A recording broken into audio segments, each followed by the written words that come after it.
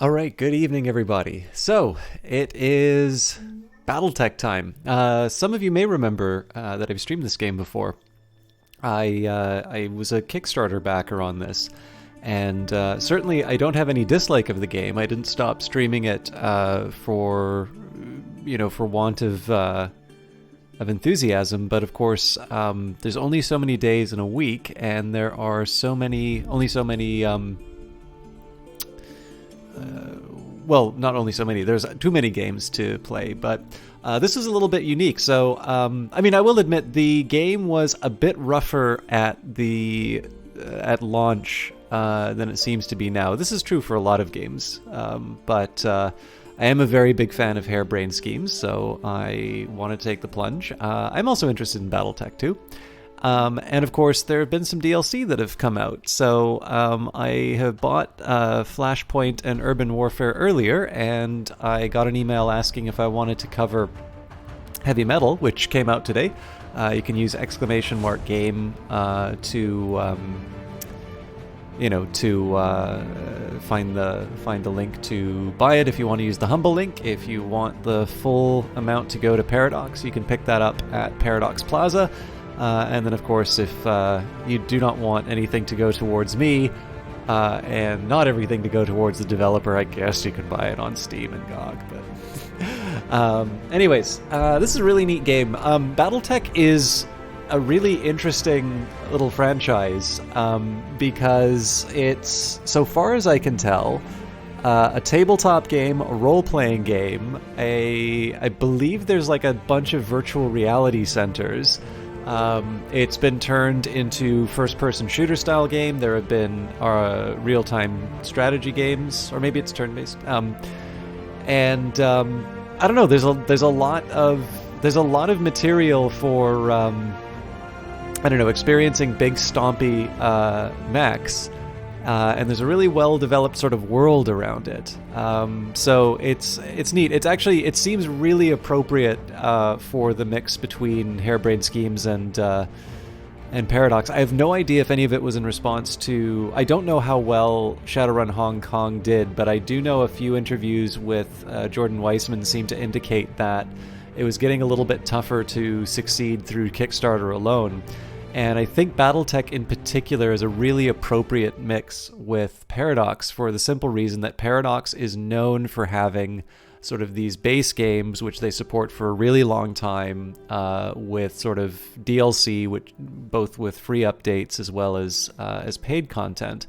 And if you think about Battletech, like the world surrounding that and all of the different events that can occur, it's pretty substantial. There's a reason why there are so many games that have taken place in this world, and there's a reason why there's so many books. So in some cases, this is almost kind of like Paradox buying, the game equivalent of Marvel, just this never-ending series of stories in a world with a very dedicated fan base and sort of a more immediate familiarity. So it's really exciting to get back into this game. And again, thank you to Paradox and their agents for getting me a copy of Heavy Metal.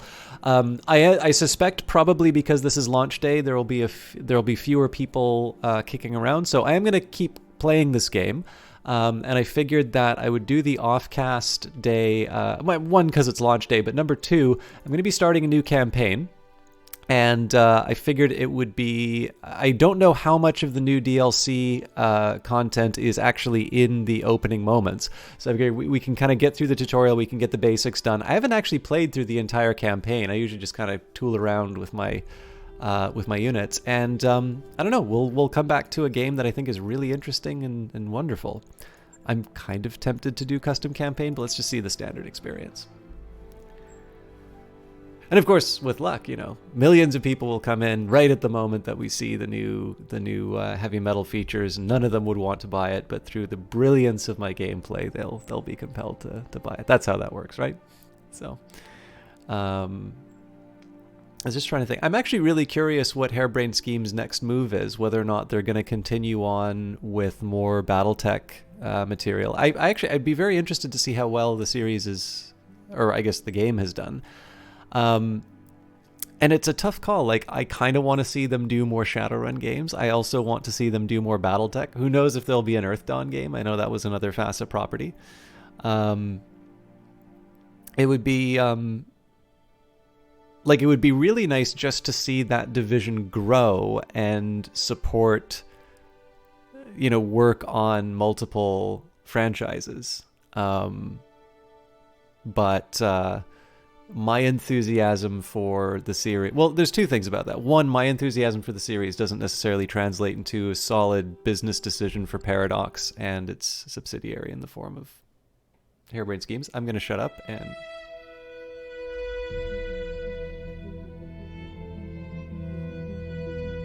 I am Kamea of House Urano, High Lady of the Oregon Reach, Protector of Coromadir, and the Sword of Restoration.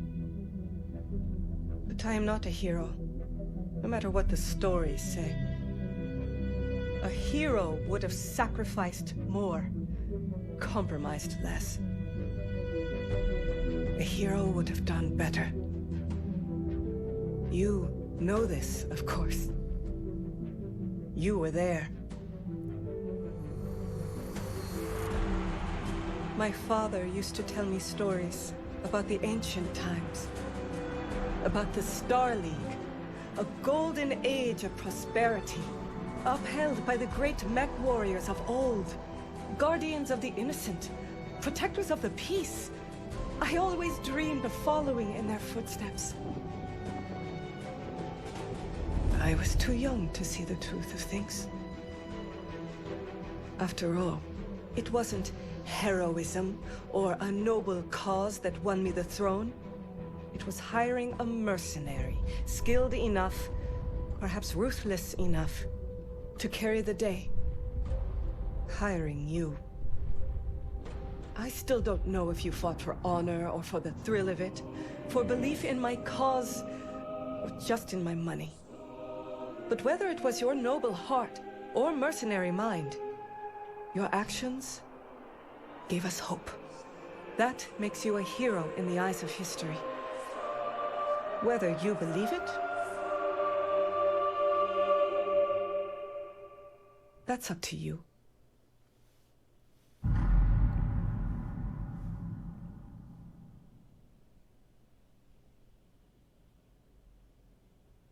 Yeah, so like I said, my enthusiasm for these franchises doesn't necessarily translate into good business decisions.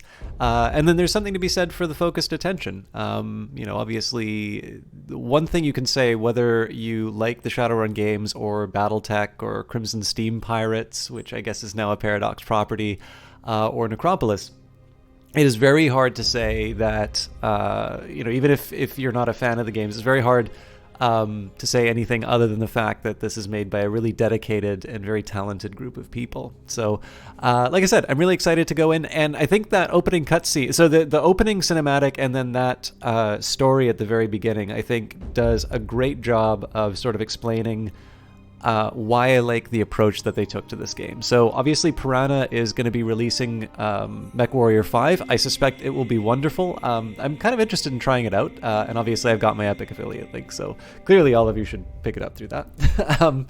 But I think the thing that's so wonderful about this one is that it starts with a story. You know, and you've got what we're going to be doing here is building the character, the person who Lady Urano was addressing. And I don't know, like I like strategy games. I can play them on their own. Hey, Sungif, how you doing? I can play them on their own, and I don't necessarily need to, you know, I can sometimes fill in the blanks myself. But, you know, when you play Europa Universalis, you have the context of history. When you play Stellaris, you have this blank canvas on which you're telling your science fiction story. And to me, I think one of the things I like the most about Battletech is not just that it takes away some of the more tedious aspects of playing a physical game. Physical games are wonderful, but obviously the setup can be a bit of a drag. Trying to find people can be a bit of a drag. Having to keep track of everything isn't necessarily the thing that's fun. Sometimes you just want to go directly from... Oh, I'm sorry to hear that, Sungif. sometimes you want to go directly from an idea to its implementation without having to, do a bunch of the other tasks. And well-designed games get around those limitations. But instead of just being in some cases it is a faithful, adaptation of the board game because it has all of these other story elements. But again, it gives you a reason for taking the actions. And even when you kickstarted the game, there were a bunch of books that were written, or stories that were written. And, I haven't actually gotten through all of them, but I love the fact that they decided that it was more than just a turn-based mech game, that there is actually a reason why people are in these things. So let's tell our story. The Oregon Reach is a small... Actually, there's a few more people in here, so again, it's worth remembering I was a backer on Battletech, and I bought the first two at DLC, but this current DLC that I'm playing, the third DLC inside of it, was given by Paradox, so I don't know. I only really technically need to say that once, but it's nice to inform it when people are actually watching, so...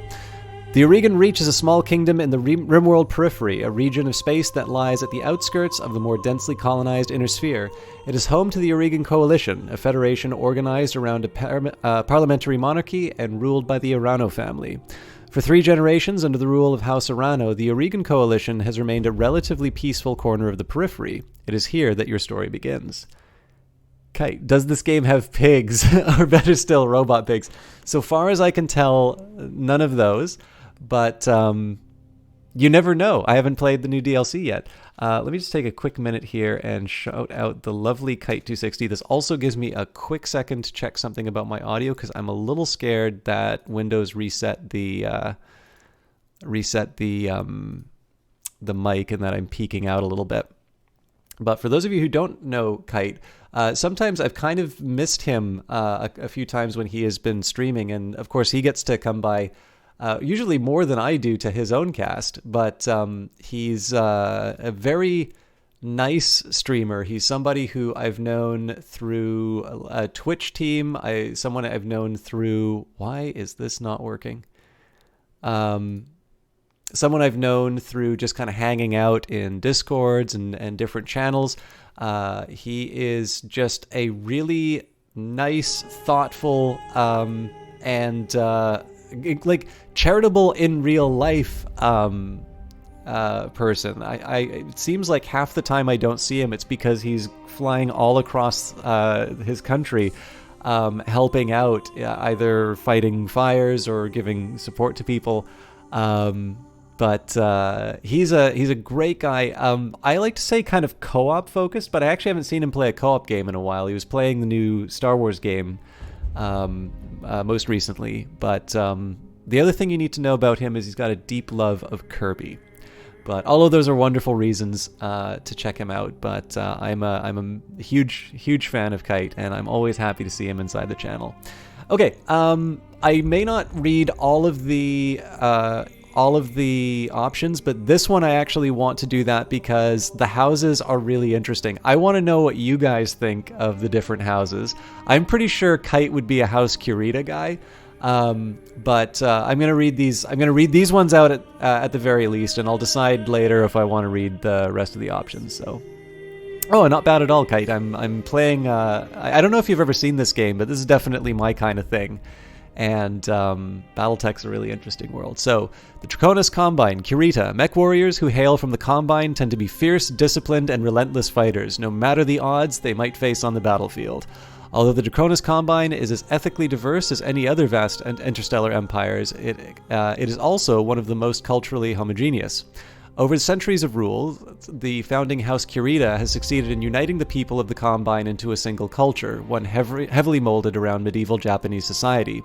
While some, most notably the descendants of the conquered Principality of Rasselhag, continue to chafe at the uniformity of Draconis society, overall this has created a more cohesive populace and military than seen in other great houses of the Inner Sphere. We've got the Free Worlds League, Merrick, who maybe now I might be a little bit more in line with, but the mech warriors who hail from the Free Worlds League tend to be passionate, enduring fighters who value justice and equality above all else. The oldest and theoretically most democratic of the of the great successor states of the Inner Sphere, the Free Worlds League is actually a broad coalition of many minor noble houses. For most of the League's history, it has been ruled under martial law by a captain general who by tradition is from House Merrick. The cultural diversity and relative independence of its component regions are at once the greatest strength of the Free Worlds League and its greatest weaknesses.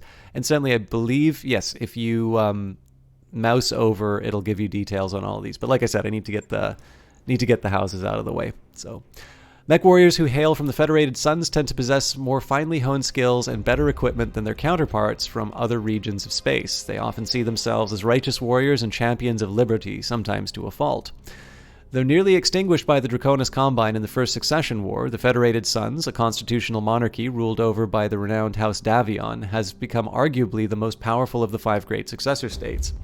Through skillful military campaigns and subtle diplomacy, House Davion has significantly increased the number of star systems under its control in the last 2 centuries.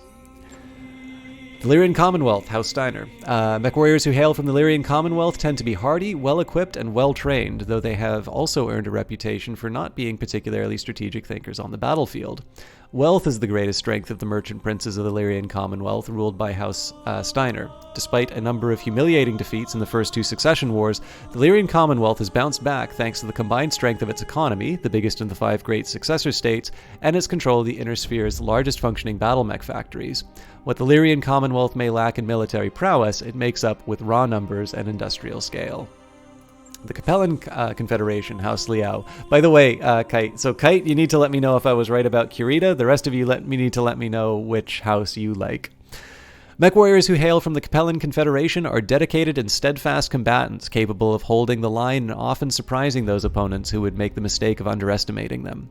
The Capellan Confederation has suffered the most at the hands of the other successor states over the last 2 centuries of war, having lost nearly half of its territory it once controlled at the height of the Star League's rule. Over time, the leadership of House Liao has transformed the Capellan Confederation into a socialist police state with a highly regulated economy.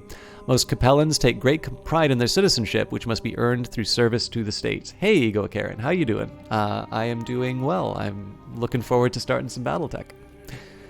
Mech warriors who hail... These are the periphery now. Mech warriors who hail from the magistracy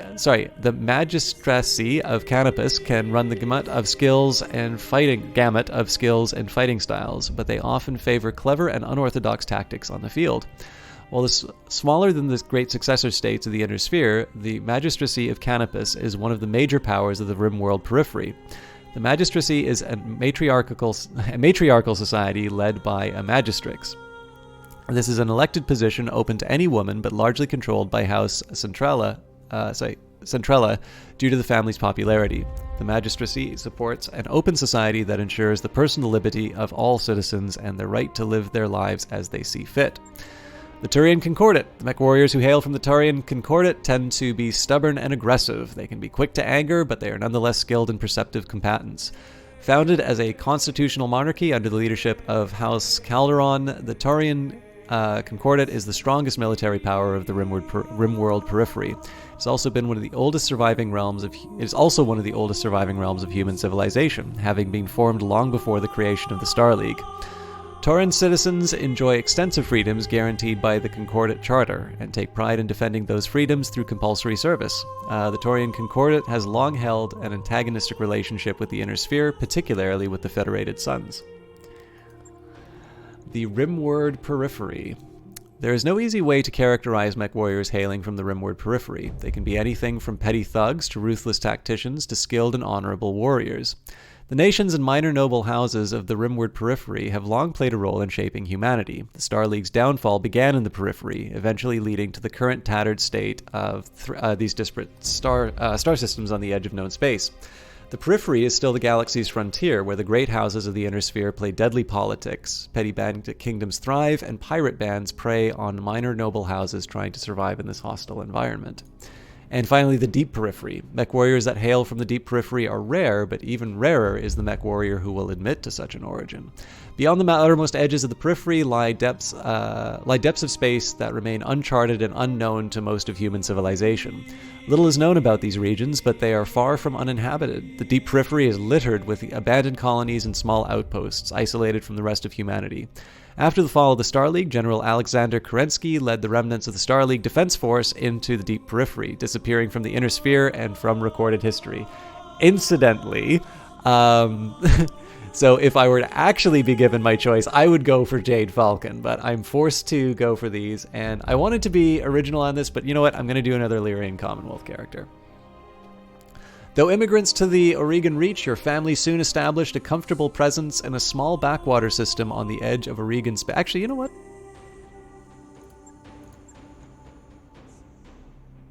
Nah, you know what? I want to do Lyrian Commonwealth. At the edge of Oregon space. By the time you were born, your family had become the de facto ruling nobility of the system's only inhabited planet.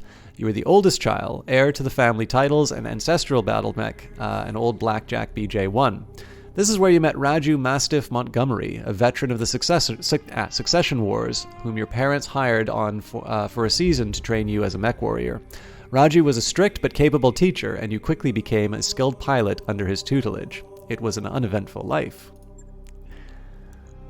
Until the day after your 16th birthday, when you were exiled, you struck out on your own, your family went bankrupt, your family died in an accident, or your family was betrayed. You know what? I think I'm going to strike out on my own. As the heir to a noble family, you grew up wanting for nothing, and as it turns out, you couldn't stand a life of pampered nobility. Finally, one night, you stole away with the family's ancestral blackjack and set off to find a new life to call your own. On your own, you fell into the life of an Oregon Coalition soldier, a frontier pirate, a Solaris gladiator, an Inner Sphere mercenary, a frontier freelancer, or a merchant guard. I don't know, I love the idea of taking the family battle mech and just going into the arena.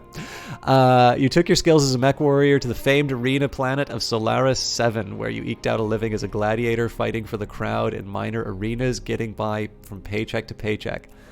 Then there could be a coalition soldier. Unsure of your prospects, you travel to... they actually have the same deal here. Unsure of your prospects, you travel to Coromandel, the capital of the Oregon Coalition, and enlisted in the Coalition military.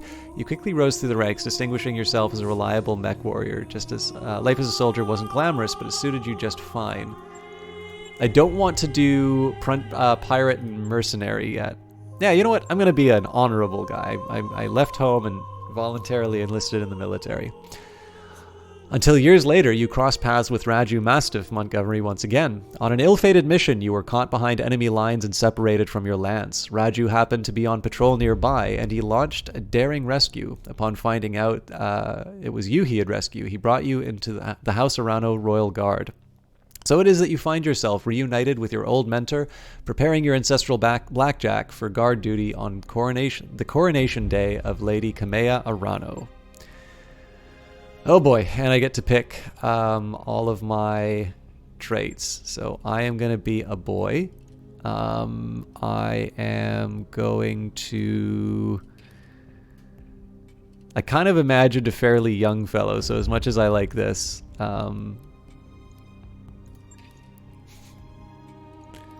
yeah, you know what? This is pure army guy. Patches?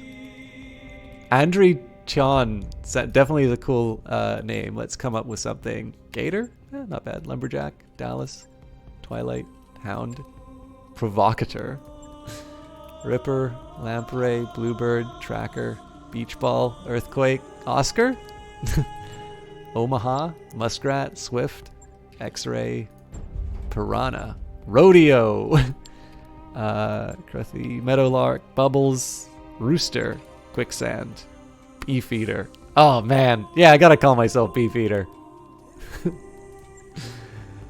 Alright, my character background. Decades ago, your family came to the Oregon Reach from the Lyrian Commonwealth. On the day after your 16th birthday, you struck out on your own, sick of noble life. +1 piloting, +1 tactics. Out on your own, you fell into the life of an Aurigan Coalition soldier, +1 gunnery, so we're down on guts. Apparently no guts, no galaxy, I'm told.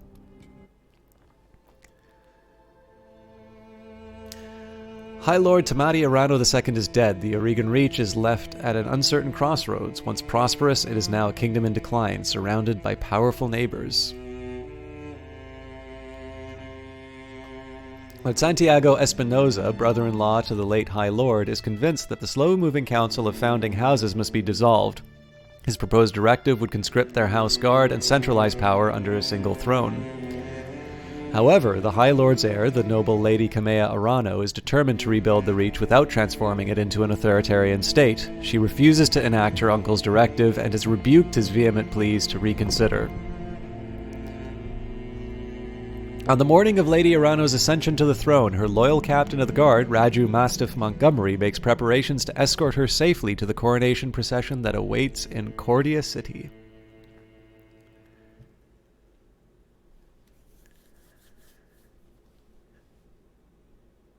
Coronation Day, Arano Summer Palace, 8:53 local time.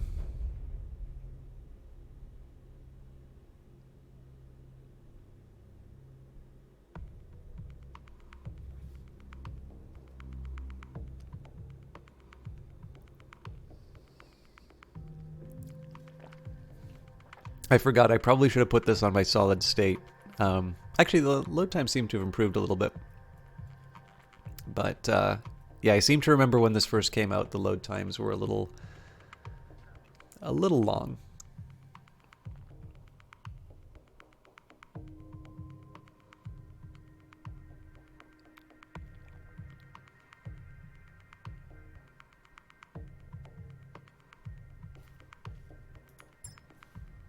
Command interface initiated.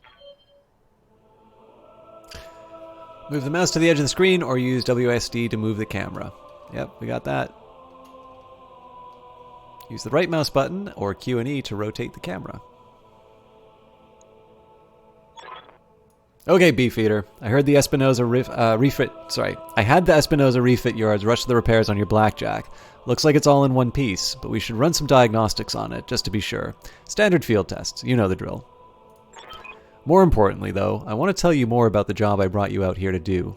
Do me a favor and get that Battletech moving. Let's see if there are any kinks in the actuators. Click on a MechWarrior's portrait, press tab to cycle between available units. I'll come right out and say it, kid. I wasn't completely honest with you the other day. There's gonna be more to this job than escort duty.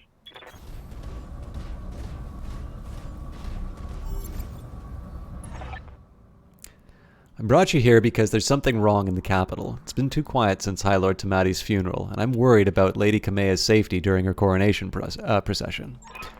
Anyway, looks like your actuators check out. Let's conduct a weapons test. Target one of those burnt-out old Urban mechs and open fire.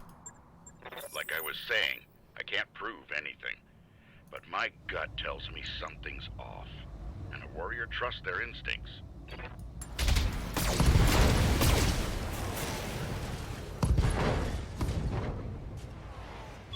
Enemy mech destroyed. Good shot. Your guns are in working order at least.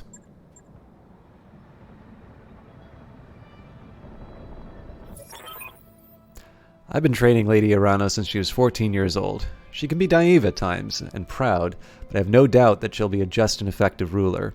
It's on us to see her safely to Cordia City. I'll rest easier once she's in the capital, with her cousin Victoria by her side. Lady Victoria. Well, she's only been training under me for a single season. She's already shaped herself into one of the strongest mech warriors I've ever seen. Reminds me a lot of you, truth be told. Anyway, we should run a check on your targeting computer. You see that drone over there? The one moving through the tree line? Put some hurt on it for me. And then when it turns, take it out with a rear angle shot. After it's down, we'll keep moving. Kamea's like a daughter to me. And her late father, High Lord Tamati, was a good friend. Alright. All weapons committed.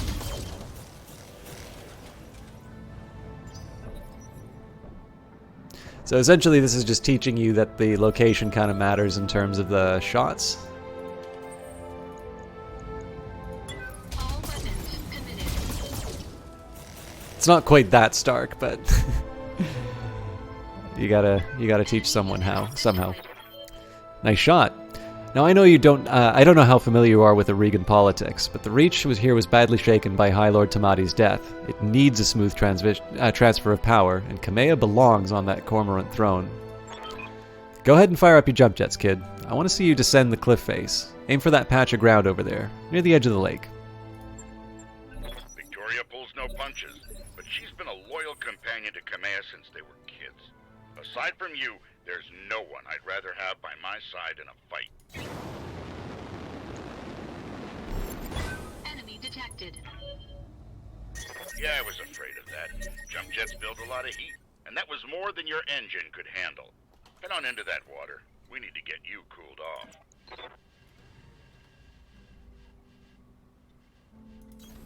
Just trying to pick the angle so that both targets are in view. Warning, plasma leak detected. Jump jet malfunction. Jump jet systems damaged. System inoperable until repaired.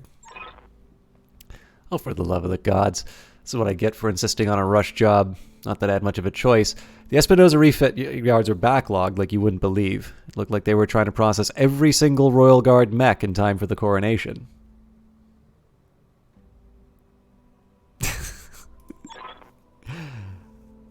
There isn't any time to get your jets replaced, so we're gonna have to make do without them. Go ahead and take down that mech with a melee attack. I want to be sure there's nothing else is gonna break down on your blackjack before we take it out on the Cormorant Road. Click the melee targeting reticle on the enemy, or press V to cycle through melee targets. Then click the attack button.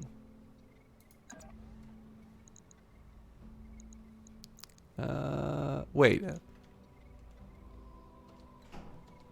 Click the melee.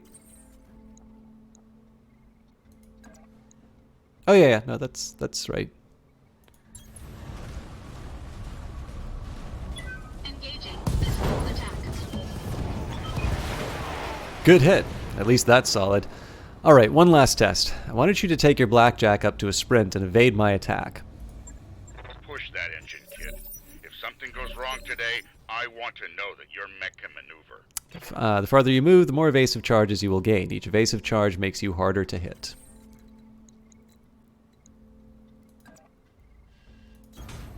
Full throttle.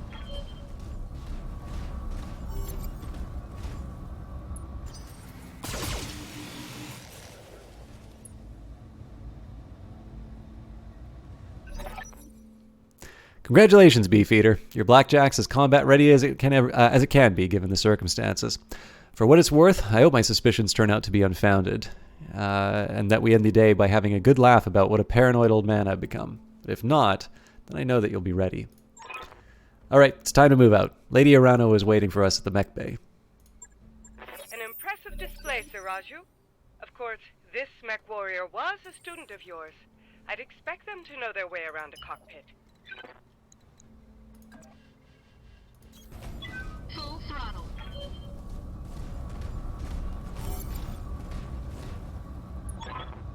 Beefeater, allow me to introduce Kamea Arano, the soon-to-be High Lady of the Aurigan Coalition. Is Lady Victoria on this channel?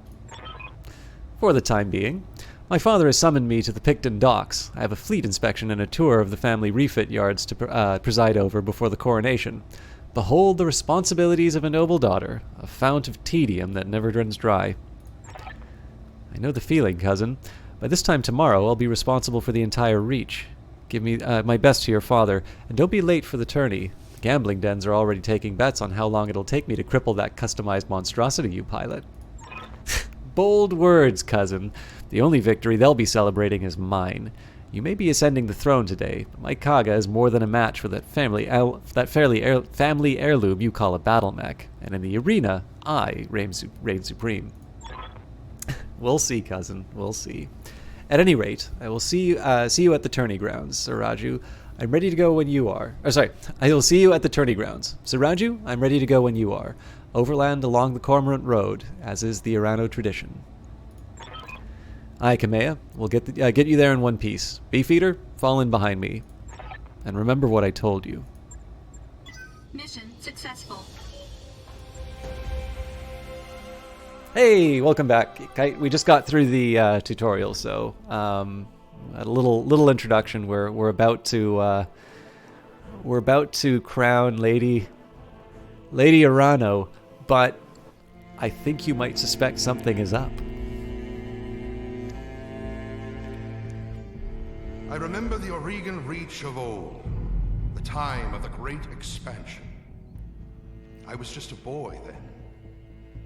Proudly we went forth, bringing the light of our coalition to so many systems. And for what? To see our great kingdom slowly waste away? Year after year, the Council deliberates while our economy falters, and the wolves bay at every door, while covetous neighbors plot against us. Well, I say, it can go no further. We are here today because if Lady Arano will not act, someone must. I know what I'm asking of you. You will face former comrades, or even loved ones, on the battlefield. I take up arms against my own niece. But remember, today we sacrifice so that tomorrow we can return our kingdom to its proper glory, to its proper strength. So should you fall tonight, know that you did so as true heroes of the Reach. To your stations, for the Directorate!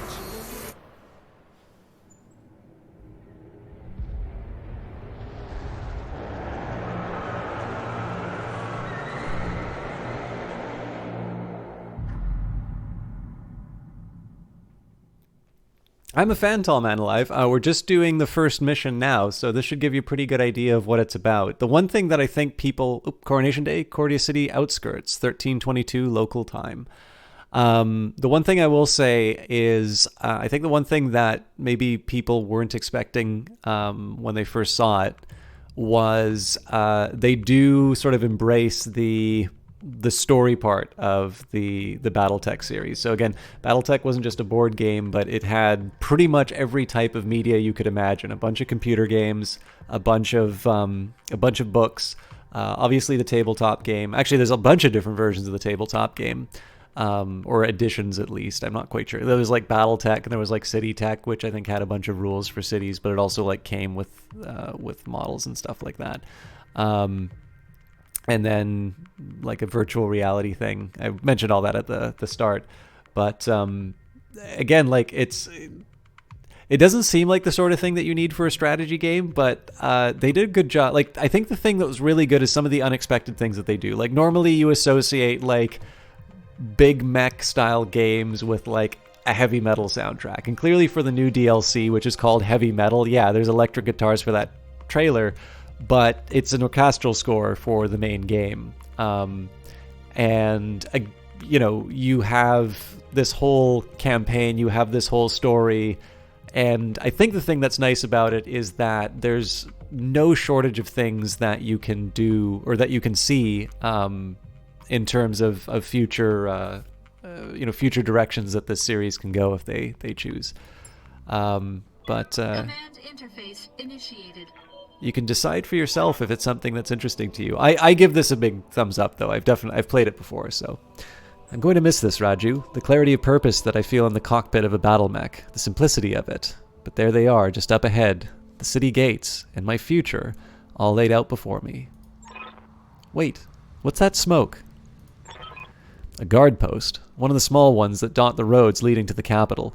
But the emergency band's been quiet all morning, and I haven't heard anything about any fire. I don't like it. Kid, keep your head on a swivel and be ready for anything. I'm on it. So you don't need to wait for the movement to complete. You can move your units sort of in groups. Some sort of explosion. It looks recent too. Do you think it was an accident? No chance. You see those scorch marks on the rubble? That's laser fire. We need to get you out of here, Kamea, right now. Yes, I think you're right. There's a patrol of guard mechs up ahead. We should go to them. Whatever's happening here, I won't let it derail your coronation. Your people need you. Thank you, Raju. I will prove myself worthy of the faith you've placed in me. So, That I have no doubt. I'm pretty sure... Oh, they're all medium mechs. How can I help? So technically, Kamea is in the most armored mech, but I don't exactly want to put her in harm's way. So I'm 680. Talk to me. Okay, so they're both 6A. So I'm going to put Raju on the road. Copy that. I'm going to keep Kamea in the... at least in some kind of cover. You know what? I'll move myself first. And I want to make sure that Kamea stays in some kind of cover. Location confirmed. I might have wanted to consider different positioning based on sort of who has better long range weapons and whatnot, but...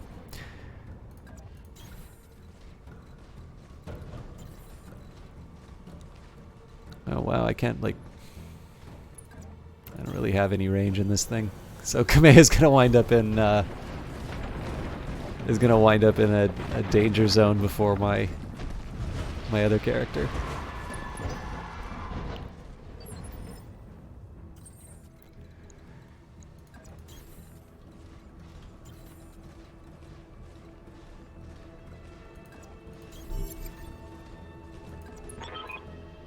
Hail, Mastiff. Hail, Lady Arano. We were preparing for Lady Arano's coronation parade when we got word of a disturbance along the Cormorant Road. A guard post behind us was attacked. Sir Raju found evidence of laser fire. Is the road behind you clear? Aye, all the way to the southern gate. Lead the way, Sir Raju. We'll fall in behind you and guard your 6. Tell me something, guardsman. If the road is clear, why is your battle mech damaged? Our mechs are overdue for maintenance, but that isn't important right now. We need to worry about Lady Arano's safety. Now, my lady, if you'll come with us... No, you're lying to us. It's my coronation day. No mech tech would have sent you out for parade duty in that condition. I am your sovereign, sir, and you will tell me what happened here. Damn it, girl, we don't have time for this. Take them! Kill the old man and the mech warrior, but take Lady Arano alive. Fall back, Kamea. Get behind us. You didn't train me to cower, Raju. You trained me to fight. Safeties disengaged. Alright, so when you're done... Basically, when you don't have enemies to look at, it goes to a turn-based game. We're not the bad guys. Order. Well, unless you believe, I suppose if you believe what that other character was saying about Lady Arano being bad for the Reach. I mean, maybe, you know, shades of gray, really, Kite. No, I'm pretty sure we don't count as the bad guys. In this case, I'm just gonna go straight for a hit. I don't think I can target in the case of a physical attack, but To hell with the weapons. no. These guys are trying to steal a person. Critical hit, lad.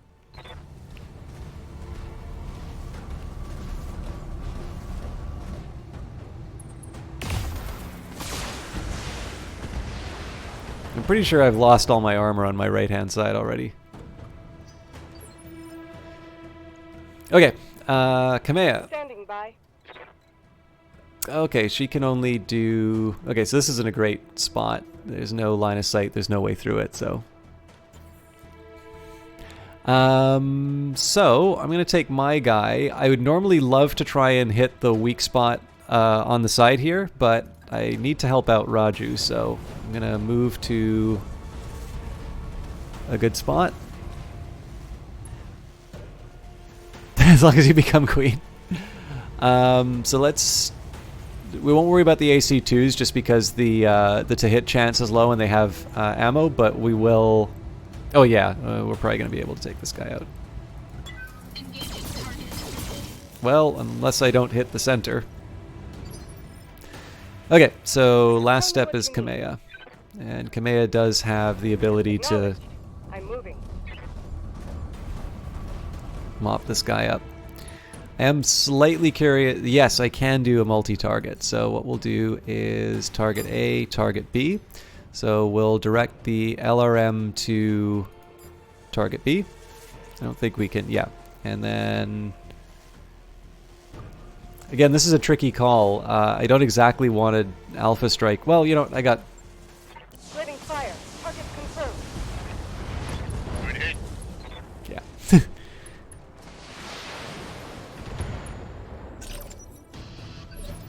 Okay, so Mastiff gets to move first. That's a bit of an advantage for me.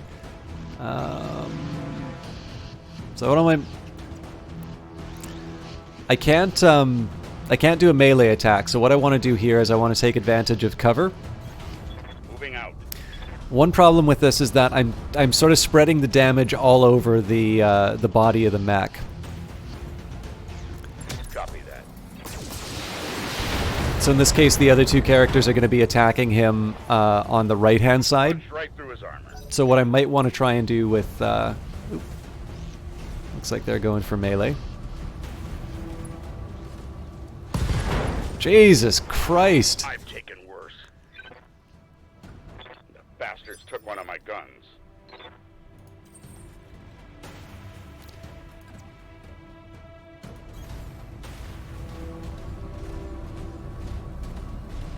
I hope we don't lose this. If I lose this first mission, I'm gonna look quite the fool. Engaging target.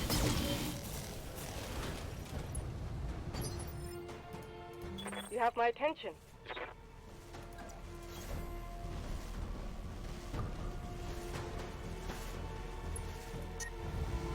Alright, so we don't want to overheat, so let's knock down the ones that... I'll do what you ask.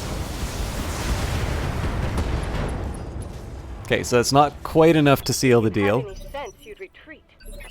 but hopefully, Talk to me. hopefully Mastiff can see this through. Yeah, this got no armor on anything.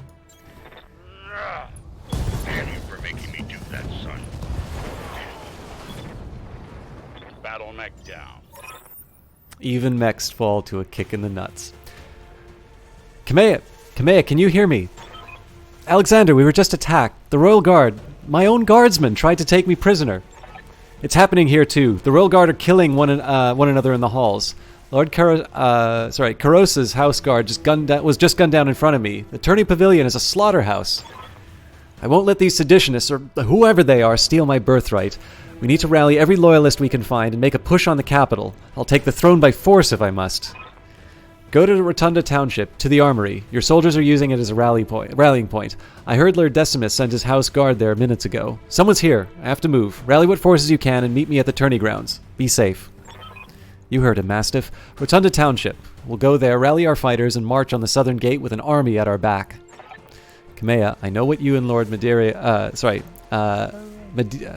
are friends, but we can't take what he told you on faith. Right now, we don't know who we can trust. In this case, I do. Alexander has been my closest friend and confidant for as long as I can remember. His loyalty is beyond question. I trust him with my life, and yours. Now take me to the armory. As you command, my lady. Traitors in the guard.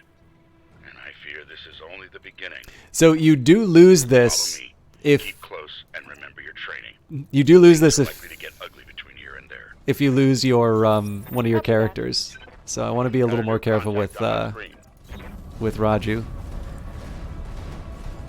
One of the things I love about this game is when the mechs start overheating, you can actually see the sort of the heat waves coming off of them, which I thought was a really nice touch. Orders? Incidentally, I don't need to move these characters like all the time. I can, you know what? We'll just do a regular move.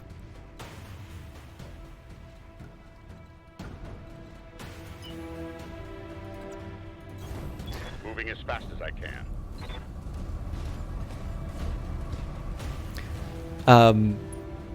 What was I gonna say? Right, if I wanted, I could keep Raju in reserve and sort of reply to some of these guys' moves, but I don't know. It's the first mission. It doesn't. Yes, I hear you. This isn't the most this isn't the most taxing experience that I can encounter. I'm still gonna keep behind some kind of cover with this mech just to minimize the damage that we take. Next round, we'll probably see them.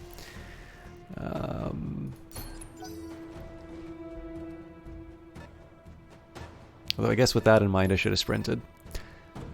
And then, again, Kamea is the VIP, so we want to get her in on the action, but not on point. Also, it gives us a chance to cool down, so.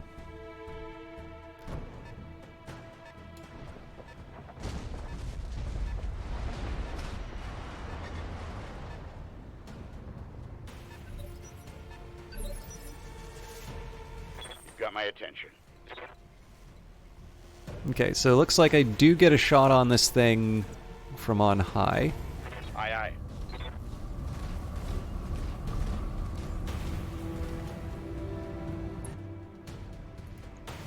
So I'm down the LRM-10. That's not, like, the worst thing in the world. It is reasonably well guarded. Like, the line of sight is a bit of a problem, but we'll see if we can... Yeah. Autocannon did the job. Never stood a chance.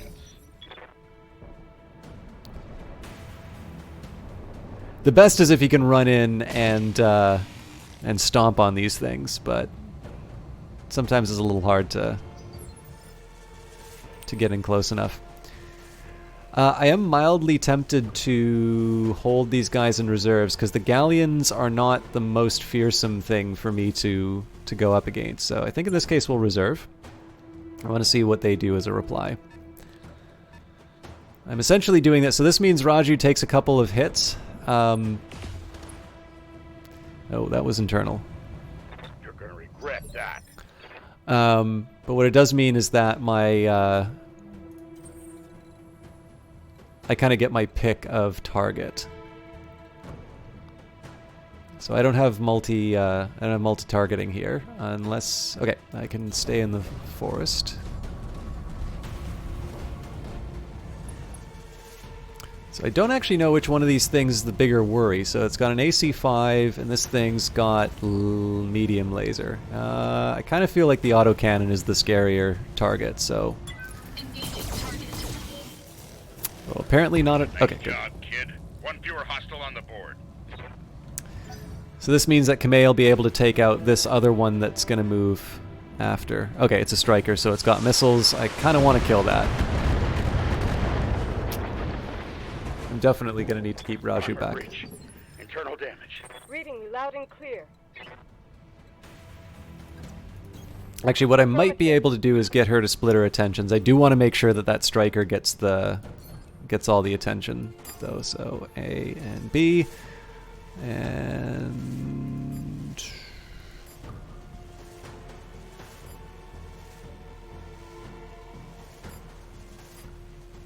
yeah, we'll alpha strike it. Affirmative.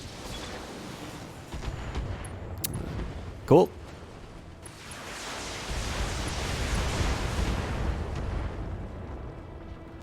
So I need to make sure that Raju stays back a little bit because he's not in a good way. Center armor's gone. Affirmative.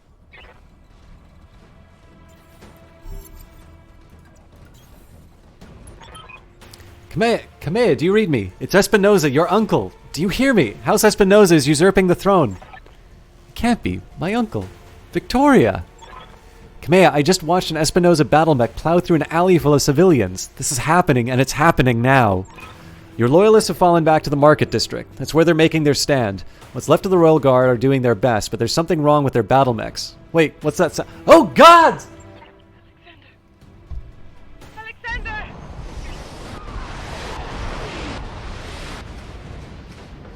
Oh no.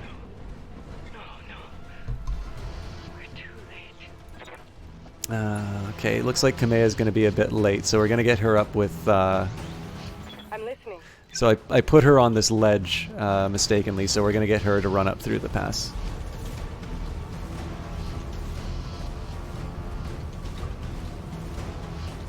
So again, there's that heat.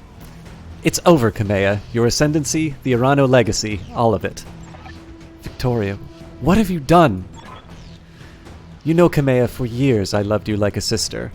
But then my father helped me see it. Your family's complacency, what it's done to the Reach. Our nation dwindles like a dying star, and House Arano is to blame. My father offered you a path to glory. I'd have fought under your banner proudly, served as your strong right hand. It was like a knife in my heart when you turned him away. Damn it, Victoria. I taught you better than this. You taught me lies! Kamea, for the love I once bore you, I'm going to give you a chance to surrender. I'll even spare the old man and his mech warrior if you stand down now. I don't want to see you hurt, but you cannot be allowed to rule. I'll see you hanged for this, Victoria. You and your father both. Do you hear me? You are traitors to the Reach. I will fight you to the last. Then you truly are a fool. I'll spare you in spite of yourself, but you've cost your royal escort their lives.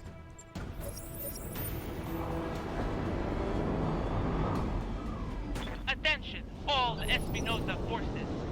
This is Lady Victoria Espinosa. Lady Arano is to be apprehended and taken alive by my command. Fail to follow these instructions, and you will have me to deal with. Just gonna take a quick minute and save here, because I have a feeling I might screw this up. Okay, so one of the things I want to do, Mastiff, like, he's in a bad way all around, but if he takes damage on his right-hand side, that's actually gonna be worse in general. And my set of moves is pretty darned limited. Alright. See, the thing I really want to do is try and like, move him. I want to be able to get the evasion point from moving him, but then if I move him too close, that lets people sort of flank him. Although at this point, the rear armor is probably a little bit stronger. Problem with this is that it exposes too much of my... Well, you know what? Let's give this... Yeah, that won't work. I'm gonna... Oh, you know what? I think I just showed the wrong... I showed the wrong side. I just exposed the weak side to them. Alright. I think the cicada... Okay, so medium, laser, SRMs... I suppose the cicada has the largest firepower, so... Okay, well, at least that thing got knocked down. So normally I'd take the opportunity to target it, but in this case I actually want to take as many pieces off the board as I can.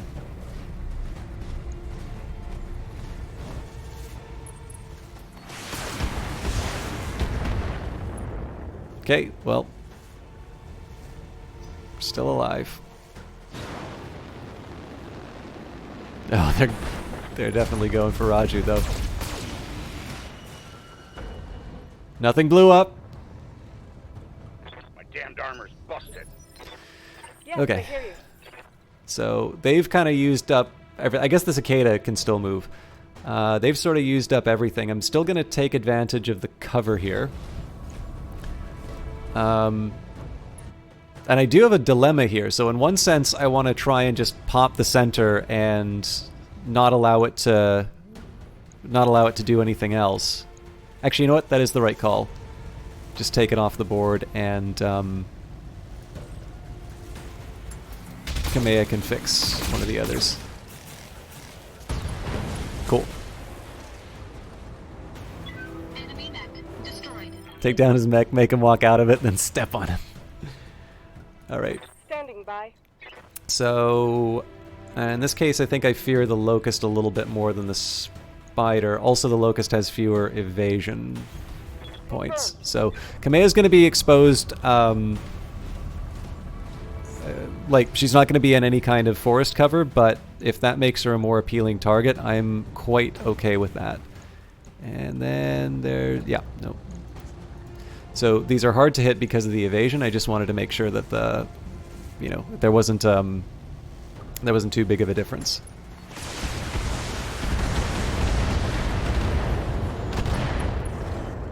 Okay, we got a head hit, but that wasn't enough to take him down. Incoming transmission.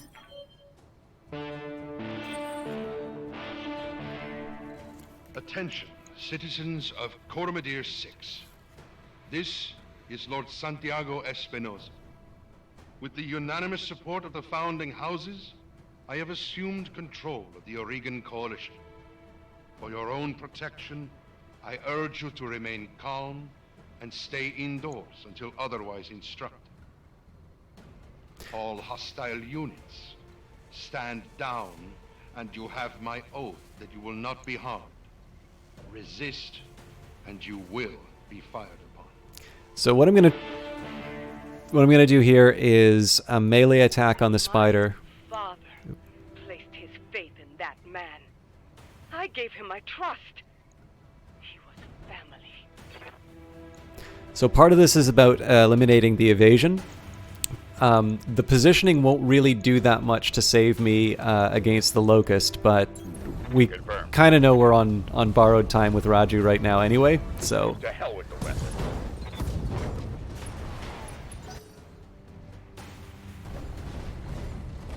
Okay, looks like he doesn't want any part of that. Yeah, I am completely fine with him targeting the areas that have armor. So this means that we'll focus down the Locust. Oh, we can't because I forgot, they're faster than everyone.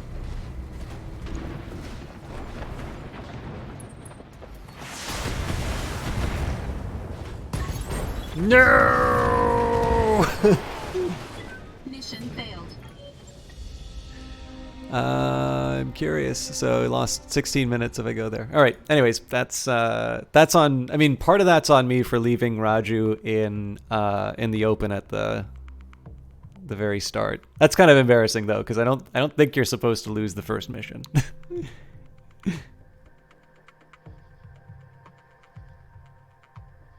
The thing that's really funny about this one is that they attacked me in exactly the spot where it would be most survivable, but you know, I had to pay for the bad decisions before. So we'll get the bad rounds out at the start, and we'll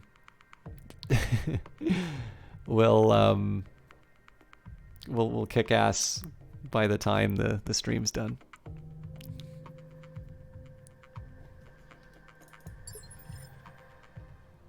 Command interface initiated.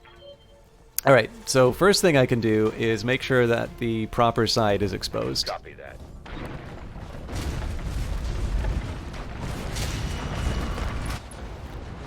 So I think I'm still going to focus on the cicada, although I'm going to assume that... Target confirmed. Oh, wow. I guess it's seeded, so...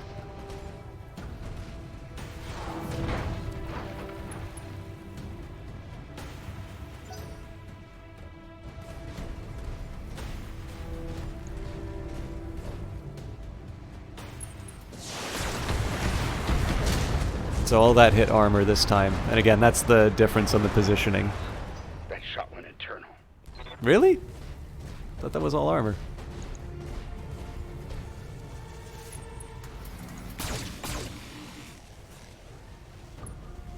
In any case, we're in a slightly better position with Raju now, and all of my other guys kind of have I'm listening. best replies. I should Yes, I hear you. think in this case I'm going to do the same move with Beefeater.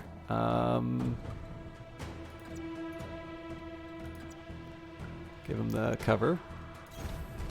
And we'll try and take out that cicada.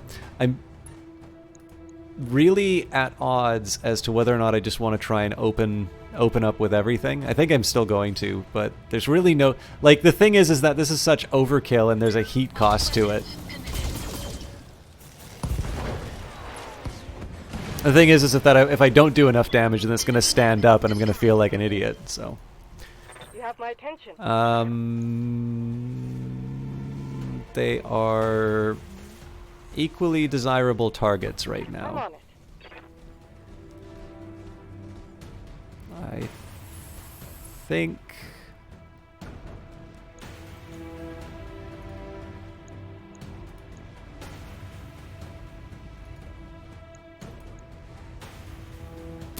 This is a tough call, so I suppose the spider might try and move around on my blackjack.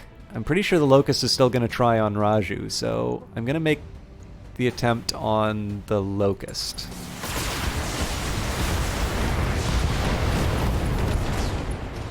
Yeah, that did it. Hostile unit down. Incoming transmission.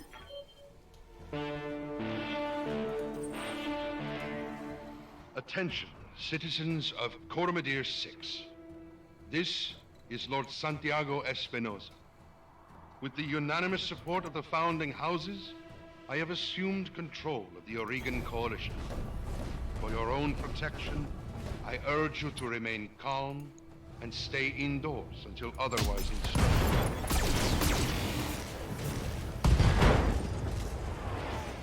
That was awesome. Kamea, do you read me? Alexander, thank the gods. I thought I'd lost you when the bombs fell. You very nearly did, Kamea. The city's lost. We have to get you off this planet, and we need to do it now. I can't abandon Coromadir. This is my home, my birthright. The battle's over, Kamea. Lord Madeira has the right of it, and it's time for you to run. Escape from this madness and live to restore the Coalition another day. You're both right. My uncle has won. The Reach is his.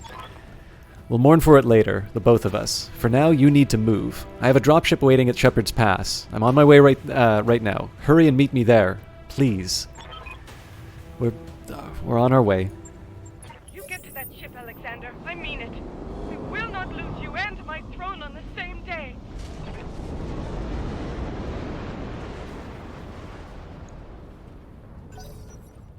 Okay, so I'm gonna save because this could be... Actually, if this thing gets a shot off, this could already be the end.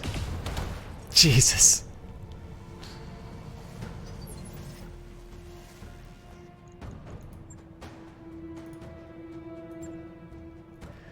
Tell me what you need. Okay, so the Scorpion's already moved. This means that I want to try and take out the Striker first. Although my heat's a bit high, so I'm not going to be able to... deliver as much. This is your last chance, cousin. Don't make me order your death. Do whatever you must, betrayer. A headstrong fool to the end. Damn you for this. Captain Houst, destroy them. Mastiff, my cousin, all of them. Leave no survivors. As you command, my lady. You know that guy's a bad guy from his voice.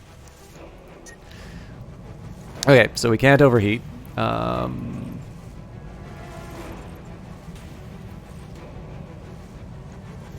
make it happen. Okay, good. Another enemy casualty.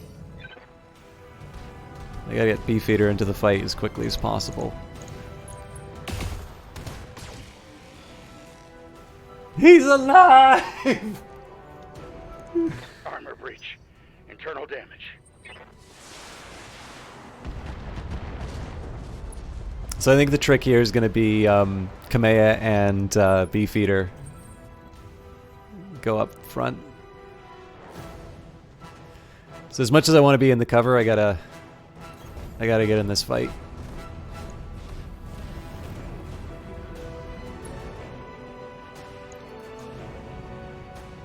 Okay, 25% chance, but they're autocannons, so... Engaging target. Shockingly, we did not deliver. Got my attention. Alright, gonna try moving him...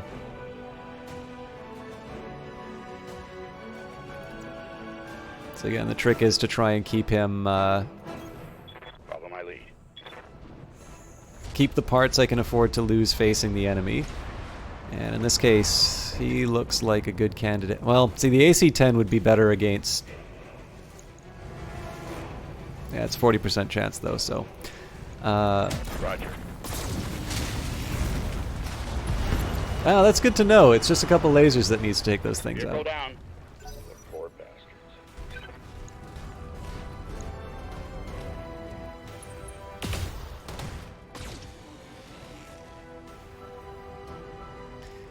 So I'm pretty sure I'm just going to pull Raju straight out.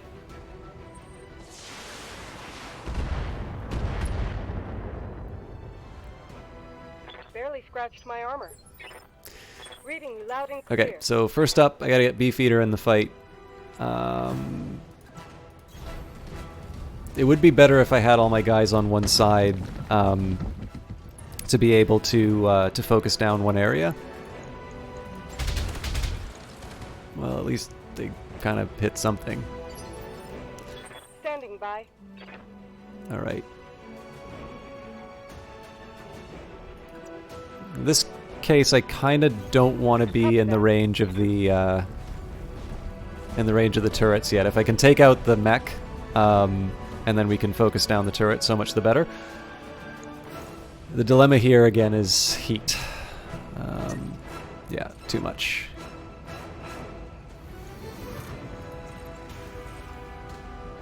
The LRM is slightly better, but yeah, we'll do the best with what we got. We still need to soften this guy up. Orders?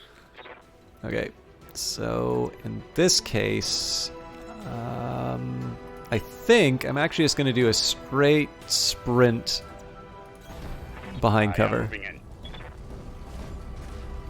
Got canned heat in your veins tonight? What? I don't think I've ever heard that expression.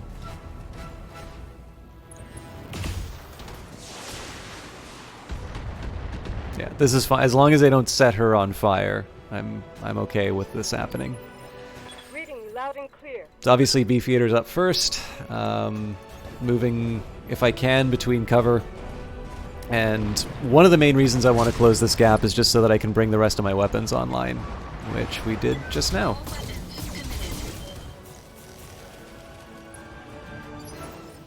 Okay, so he's exposed on the right-hand side. This means I want to move Kamea, even at the risk of activating the turrets. Confirmed. Obviously, there's going to be a heat price to pay for...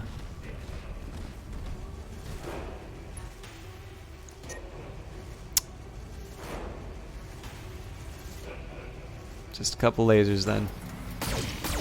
But we got the internal hit. That's the important part. Didn't damage anything, but... Talk to me.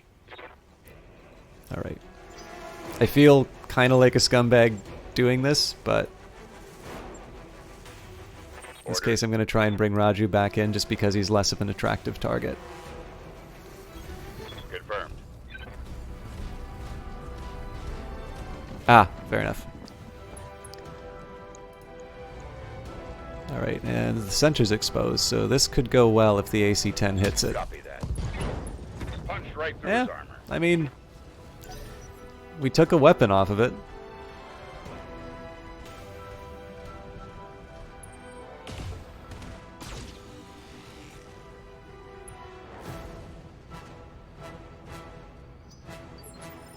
Yes, I hear Okay, you. so again, Beefeaters doesn't have the heat problems everybody else does right now, so I'm going to lose a little bit of evasion for... so I can get normally 2, but in this case I'll take advantage of the cover and also the positioning against the weak part on the enemy mech.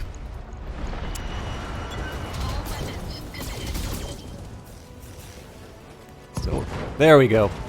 I was shocked that we didn't take it out. So Kamea can now move in. You know what? In this case, I think both are still going to affect her. Acknowledged. I'm moving. But I'll try and focus down one of the turrets.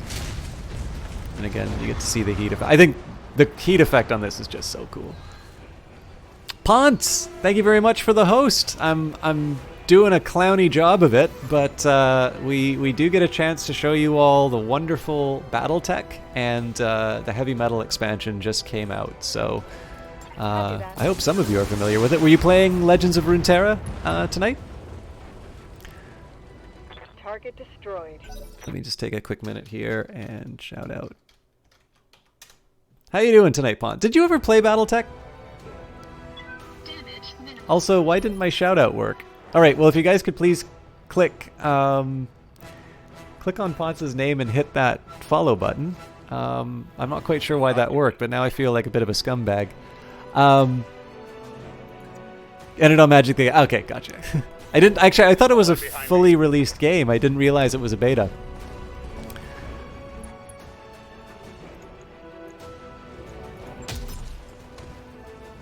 Alright, not enough to finish it off, but presumably we will not lose Raju. If we do, that is going to be the ultimate troll of the game. Alright. I'm going to guess that the lasers probably generate more heat. Yeah, so just take one of those off. This is like the last target, so... Alright. Oh wow, what a delayed response. Anyways, yes, for those of you not familiar with Ponce, he is an incredibly calm, collected, just all-around Moving out. gentleman. Yeah, he's a good guy. I like watching his stuff. He sort of I think kind of he cut his teeth on streaming, doing a lot of League stuff, but he does a bit of everything. I still like to point out that he's someone who I think does the Dark Souls games very well. And again, one of the things that amused me, or not amused me the most, but one of the things that I think is a little bit neat about Ponce is I think his degree was in archaeology. So when I was doing those history readings, he kind of took that ball and ran with it and gave a history of barbecue, which I thought was really cool. So in addition to being devilishly handsome, multilingual, and a better and more popular streamer than me, he is also a very educated man. So, Affirmative. thank the gods you made it, Kamea. Captain Halverson's prepping the engines now. In another 5 minutes, we'll be ready to depart. 5 minutes is a long time. Beefeater, you see Lady Arano to the docking ramp. When she's aboard, come back to me. We'll hold this pass against whatever comes. Thank you, Sir Raju. Thank you both. I would never Won't want to forget belong what to you've any done club for me to today. have someone like me. Prometheus, that is a great name. Thank you very much for the follow. Sounds good. I'm moving.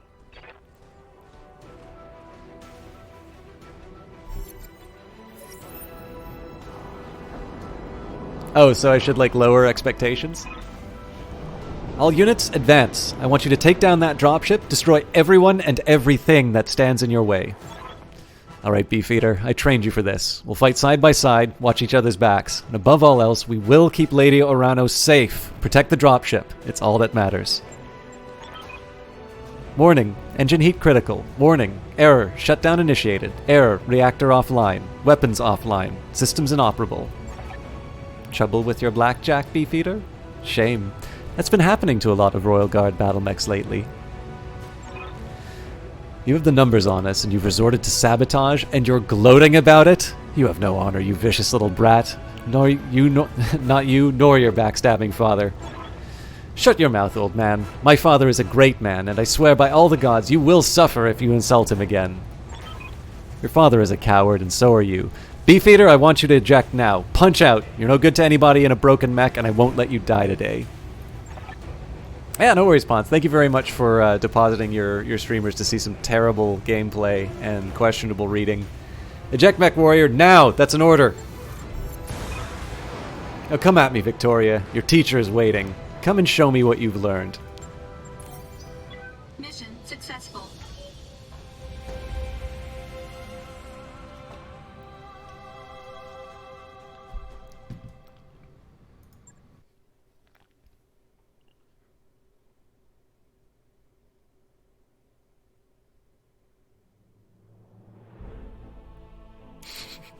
It's all relative, Prometheus.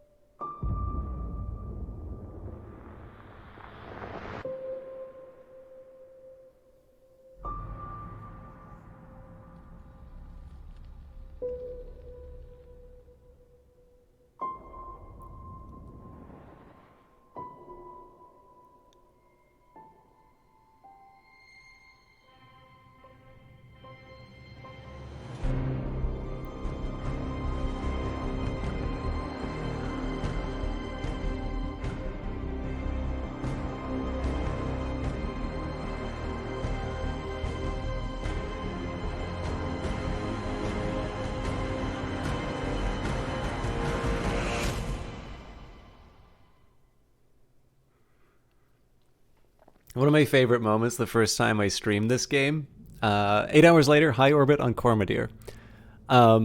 So there's a streamer who I know, Johnny Big Time, who is in the channel, and when that cutscene played, there's just kind of like this silence that comes over the chat, and he sort of breaks it with, "So many bad things just happened right now." All right. Easy there, Andre. You took a nasty crack on the head when you punched out. Don't worry, you're safe now.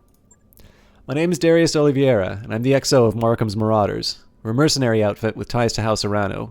We did some work for High Lord Tamati way back when. I'll introduce you to Commander Markham, but he was on a supply run in the Market District when the bombs fell, and he didn't make it. I'm sorry for your loss. Yeah, I am too. He was a good man. A lot of good people died today. We picked up your distress beacon on an emergency band as we were on our way off planet. After seeing what happened to Markham, it didn't feel right leaving you in the hands of this new directorate. We did a sweep of the combat site, grabbed your ejection pod, and ran.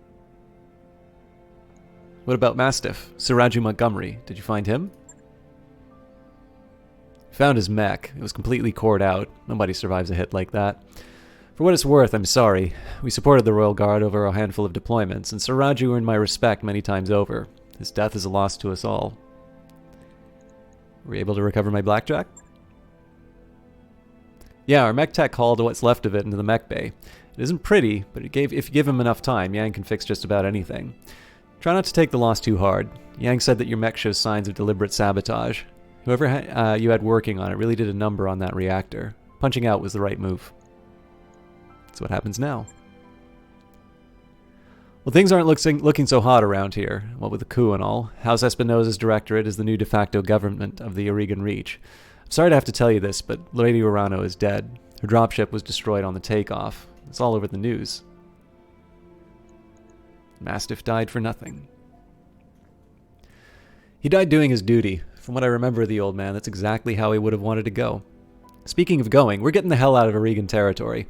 We're headed to a nice quiet stretch of independent space all the way across the frontier and the Canopian border.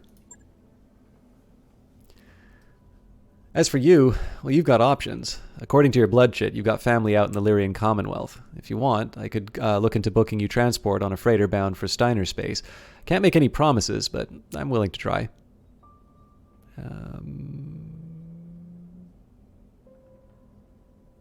It's ancient history. Besides, I'm broke. What's option B? Well, you could stay with us for the long haul. When we get to the place where we're going, we can drop you at the nearest planet. Maybe you can make a place for yourself there. Of course, I'll need you to pitch in for your share of the fuel, plus food, lodging, and repairs on your mech. That may be tough if you're strapped for cash. Alternatively, you could find a place for yourself in the Marauders if you wanted to. It wouldn't take you long to work off your debt. You ran with Mastiffs, so I know you've got chops. Think it over. Sleep on it. You've had a hell of a day, and we've got a long road ahead. 3 years later, Kareen Rimworld Frontier.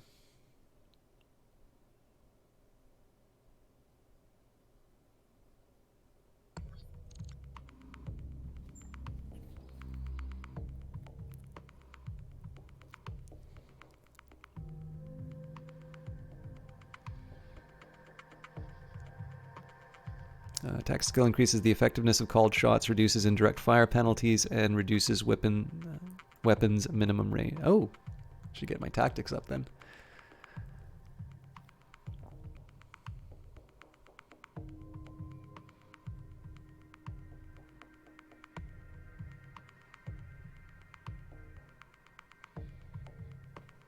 A little bit of a wait loading sometimes, though better than at launch. Interface initiated.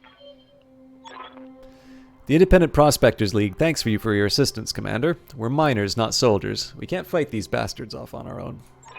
That's what you're paying us for. Don't worry, we'll get your platforms back. This isn't just about reclaiming what's ours. Majesty's metals killed hundreds of us when they tried to jump our claim. We want you to make them bleed for what they've done here. Commander, the OPFOR is holding two of IPL's mining platforms. The first, designated Alpha, is where they're keeping their turret generator. Move in fast and take it out. If those turrets hit hard, you'll want to neutralize them ASAP. Platform Bravo is the site of the OpForce corporate security tower. Engage and destroy it. If they bring in a mech to protect it, take that out too. Then circle back and we'll collect our pay. That's right. I'm ready and willing to authorize the transfer. Now go on, Commander. Hit those corporate pigs where it hurts. We'll be watching the action from here. Alright. Again, I've learned my it does say game save here, but I'll do a quick manual save. So this is a little bit more of a normal group. So we've got a few medium mechs and then Decker, who is famously difficult to keep alive. So what I'm going to do here, I'm going to... So the one problem is the low ground, but spiders are set up with jump jets. So I'm going to run him sort of through the low ground. And I'm going to bring the rest of the team up through the middle. Just trying to think. Good to go. So Glitch has got LRMs. Waiting for orders. Yeah, you know what? I'm going to take Blackjack up the side here.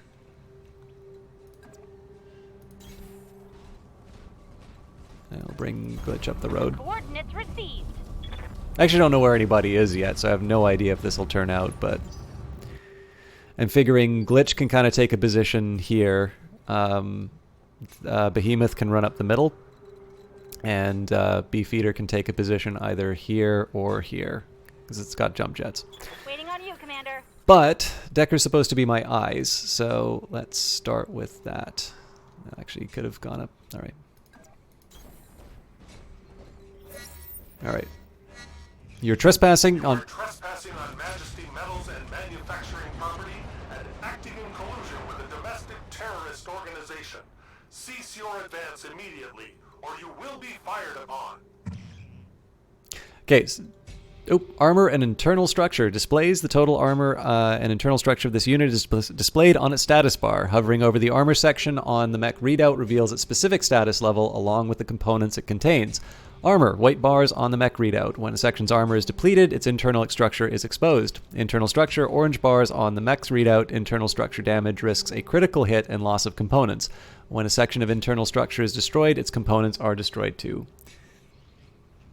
Man calling people domestic terrorists is a good way to get shot at. And if they shoot first, then you're only defending yourself. Attack angle. Depending on the angle of attack, only certain sections of a mech can be hit. Focus your fire on the same area over multiple attacks to maximize damage. Backshots. Shooting at the rear arc of a mech ignores its guarded and cover states. Battle mech armor is notoriously weaker in the rear.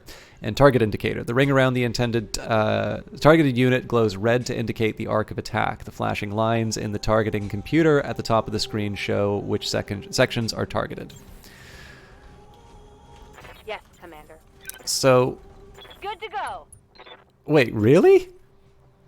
I'm pretty sure I didn't want my guy to move there. It's too late now. Anyways, so this is the target, the turret generator up here. So Waiting on you, Commander. Glitch. Gonna keep her behind cover just in case something nasty shows up. That puts me in range of a turret, so again, I think we'll... Moving out. I don't mind hiding behind cover on some of this stuff, at least until we can get some eyes on the target.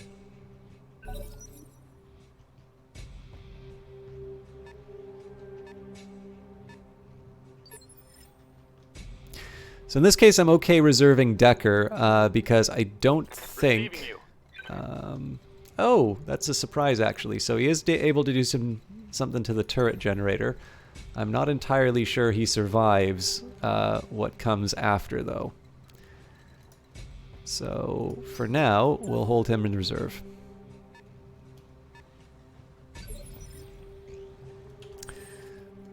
So, normally I would have moved Beefeater up here, but something messed up. So, in this case, we're just going to jump him to position. Engaging jump jets. In this case, it can only really brace. I hear ya.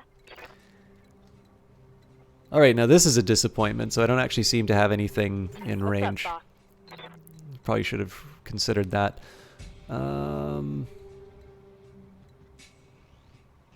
You know what? I think I'm going to let them come to me. Unless I can...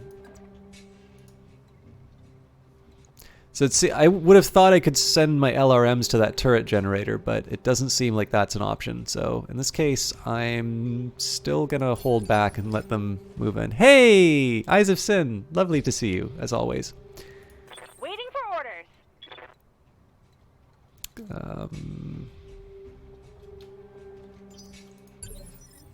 What I should have done was reserve Behemoth, because there's a bunch of stuff waiting in position 1. Got it. I've been sensor locked. Okay. I can live with that. What can I do for you? Okay, so it looks like they're not actually going to take any actions. Good to go. Let's make a little bit of progress. Biggest thing is I don't want to have what happened with Raju happen. They've got a lock on me. Yeah, I can live with sensor locks. The only thing I can't live with is Okay, I think I know what I'm gonna do here. So everybody gets a shot on me. So the best I can hope for is to go into some cover, and because I'm flying, I'm gonna be particularly hard to hit.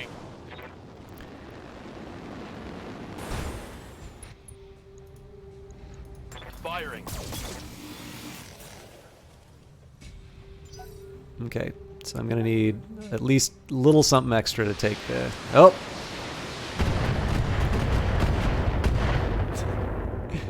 Oh, it was worth a try. At least he's not sensor locked. Oh, hang on, that's glitch. So, left-hand side's...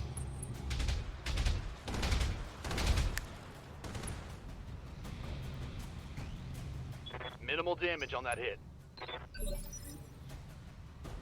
Okay, so it seems to me that I need to do what I can to keep Decker alive. So jumping seems like a really good way to accomplish that. Also, I think I'm gonna go deep. But see, that's gonna, that's gonna make the fire rage. Now, you know what? Position confirmed. It's a risky play, but if we can take out... Target acquired. Nice. So there's still a mech that can come... Fresh real estate available. There's still a mech that can come and take him out. But, oh, it's a commando, so...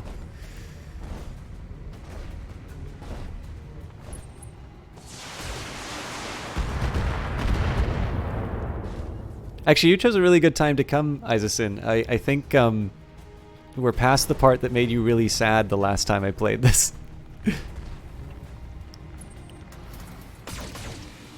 Alright, so Spider's safe.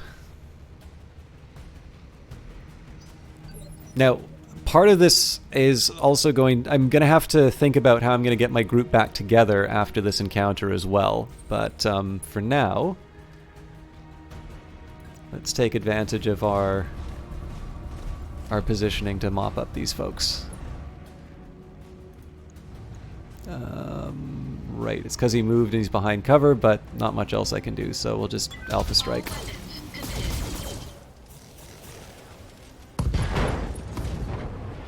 Yeah, could have been better, but you can't take everything out on the first shot, I suppose. All right. I do want to slap this guy around a little bit, though. I read you, Commander. Moving out.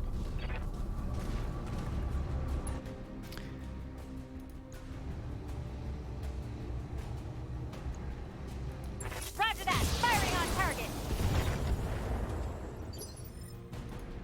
Waiting Okay, for order. so there's two paths that I can go with Behemoth. I can go this way, or I can go this way. And the little orange indicator on the side here shows exactly where I want to go. Because we've already done damage to the right-hand side of that commando, I want to make sure that I sort of finish the job there. Of course, the other temptation is to get a nice back hit on that spider, but in this case here, I think the commando is the more tasty target, and I don't have a multi-target, so 25% doesn't seem worth generating the heat for. On it. All right, so he's not down. Or he's down in the sense that he's fallen down, Reporting critical hit. but he's knocked down, which means he's going to have to waste his turn.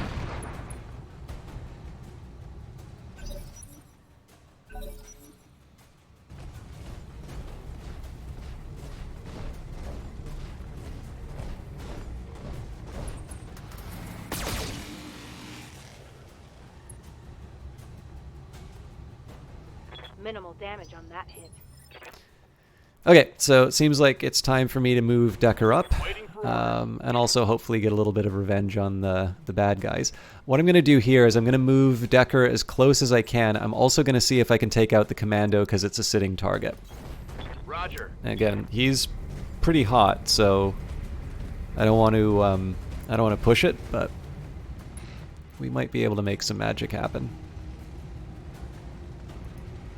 And yeah, no, we're covered. Roger. Not enough to seal the deal, sadly. So he's going to stand up now, but we might be able to get a melee attack off.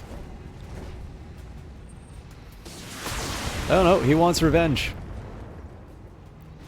Damn it! I'm hit. Oh wow. Injuries are kind of nasty in this because it takes the character out for a while. Waiting on you, Commander. All right, well. Putting my weight into it.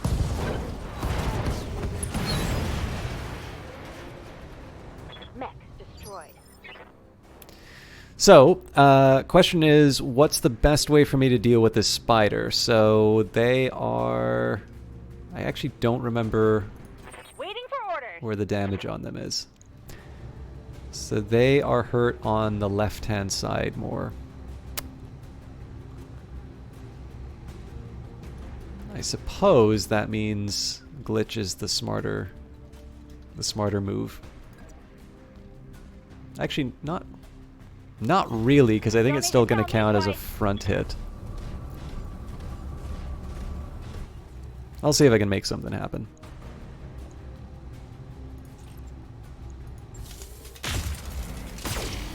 Yikes. All right.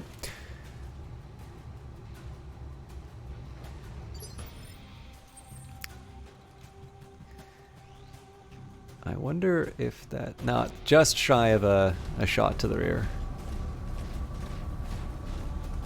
But my blackjack does pack a punch, so we might be able to make something work anyway. All weapons committed. If we could hit. Hostile on sensor. Okay, so that's something for me to keep in mind.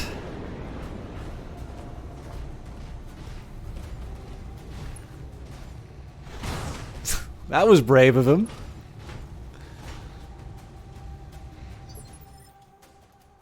Guess I know what Decker's doing. On the move. Engaging.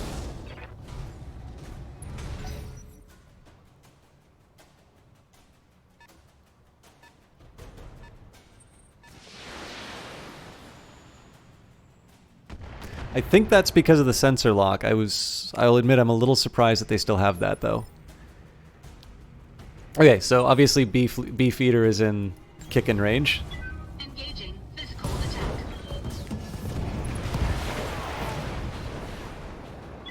Enemy mech destroyed. That's a really good way to dissipate heat, by the way. So we're in a little bit of a tricky spot just because my group is not What can I do for you? exactly where they need to be for this. I've got some missile fire. You know what? So I don't like the fact that I'm out in the open, but if I can take out one of those vehicles... I don't know, you don't need to apologize. I was just going to say, it was actually a good time. You chose a good time to arrive. Yeah, so I mean, there's a block to the line of sight. It's a reasonably good chance to hit, so we'll risk it. Again, if we can take the Scorpion... Yes, okay, cool. So again, that's one less thing for me to worry about. You like that? And hopefully the reply to glitch won't be too bad. Yes, Commander. No, that's all good. I think I'm going to take Behemoth and run down the middle of the road here. Acknowledged. And then I think the Beefeater will come in with the Blackjack down this side, although again it'll be a long time in coming. Heat. Gaining heat. Yeah, well, I kind of know that now. As built by firing weapons are their effects. This is shown by the red bar on the mech readout. Effects. Heat buildup can cause internal structure damage and can shut down a mech at higher levels. Shutdown mechs are highly vulnerable to enemy targeting systems. Managing heat. To reduce heat buildup, click the dot next to a weapon in the weapons panel to toggle it off. Standing in water or other cooling terrain also helps reduce heat each round. Stability. Gaining. Certain weapons like LRMs cause stability damage to a mech. This is shown by the yellow bar on the mech readout. Effects. Taking stability damage can cause a mech to become unstable. Unstable mechs lose their guarded state, are unable to sprint, and may even be knocked down. Knockdown. Falling mechs injure their mech warrior and temporarily set them a step back in the initiative order. Okay. Commander? So obviously step number 1, we got to get Decker in the fight. There's not much else for him to do, really, so I suppose I can do a sprint. I'm not crazy about the fact that he's exposed that way, but we might be able to sneak him around the enemy mech and get a shot on the unprotected bits. Warden Killer, how you doing? I'm doing quite well. We've got a key from Paradox for Battletech Heavy Metal, and I haven't really played a lot of the other DLC. I did buy the other DLC, so I'm... that's bad. I'm going to have to pay for that. I haven't actually seen any of the new DLC content yet because we're starting a new campaign, but this is I quite like this game, so it's certainly a pleasure to come back to it. Good to go. Okay, well, the plan was for her to go up the middle, so we'll start there. And I'm a little curious what my chances are in terms of hits.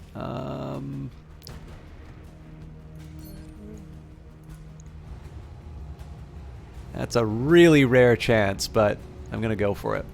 Engaging with target. See, if I got the head, that would have been an amazing moment.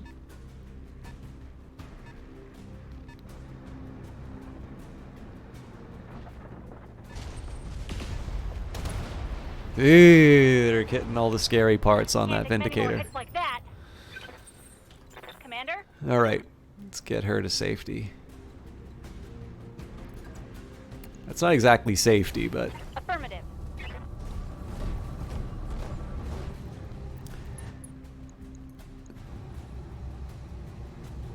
I think in this case I'm willing to go for the LRM as well, just because I really need to take this thing out. And Beefeater is nowhere near where they need to be, so we'll take them up the road. So the big problem here is that the mech that is potentially going to fall apart is in the middle of the fight, and I think they might have the initiative. Ready for orders. So I might be able to get by with making Decker a somewhat attractive target. I mean, that carries its own risks, but... So realistically, what are we looking at here? Well, it is the... We do have the right level of exposure. I'm gonna try it again. Now let's see how you handle this. Alright, well... Critical hit, Commander. That got a spot we needed to hit. At least its damage output has been reduced. But again, if he targets the wrong mech, any damage still hurts. Okay, so my options are I can try and move Glitch out, or I can try and take down this mech, and you probably already know what my option is going to be here. What's my streaming schedule? It seems like I stream almost every day. It's actually been a little bit of a weird one, Warden Killer. So my normal streaming schedule are Monday, Wednesdays, and Fridays from... my opening window is 7 to 10. Or sorry, not 7 to... My window is like 7 to 8, but I'm trying to be as close as I can to a 7 o'clock start. This has been a little bit of a weird one. So normally what happens is Monday, Wednesday, and Friday will be live casts. Tuesdays I have a like a pre-recorded Elder Scrolls playthrough. I'm playing Morrowind for the very first time. But in this case, that one got delayed on Twitch, and then on Wednesday I put that pre-recorded video up while I was at a local game dev meetup. So Moving out. yeah, it's usually just Monday, Wednesdays, and Fridays with a pre-recorded video on Tuesdays, but there's been a lot of stuff releasing, and I like to try and cover... So there's two things I want to do, which is, one, I would like to cover the material more than once, and I like to try and cover it as close to release as I can. So in this case, Age of Wonders, Planetfall Revelations, Heavy Metal, sorry, Battletech Heavy Metal, and of course Spring Falls all came out, so I've been trying to catch up. So we went for the center torso here just because that armor is a little bit weaker now. Waiting for orders. And this is a really nasty one just because I'm going to be sort of a sitting duck. Oh no, we still get we get Moving to position. the move.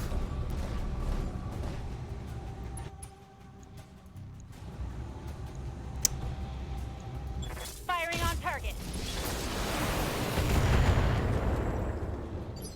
Still not enough to finish the job though.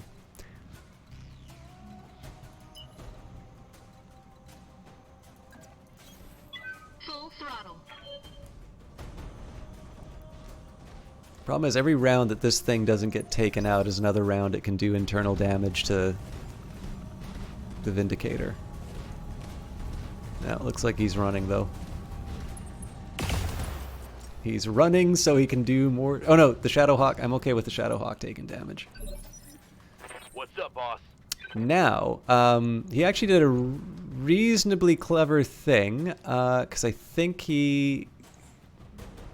Oh no, he's not quite protected. So yeah, we'll get Decker to follow suit. Again, Decker's not going to do a ton of damage, but with late mechs you kind of want to always move them. And in this case... Oh, again, it's not a high chance, but if we can take out the center... Not quite. Reporting critical hit. Yeah, I mean, one, you want to move them a lot. Two, you want to try and either get them to give your missiles something to target, or you want them to kind of be going after people's weak back armor. Okay, now can I get any move bonuses for you? Not really, but I can get you cover. Well, but if I get her that cover, there's no line of sight apparently. But I can live with that. I'm just going to get her to target the tank instead. And that won't help my heat situation at all. Yeah, no, we'll go for it. Right, Commander. The PPC should probably be enough, but it was not. Alright, shows what I know. Beefeater can't do much, and regrettably, the Shadowhawk can't seal the deal. However, I'm going to move her into a spot where she can... Roger. I'm assuming high ground gives you some kind of an advantage, but again, I really want her to be focusing on that weak side on the Shadowhawk. So, yeah, there we go.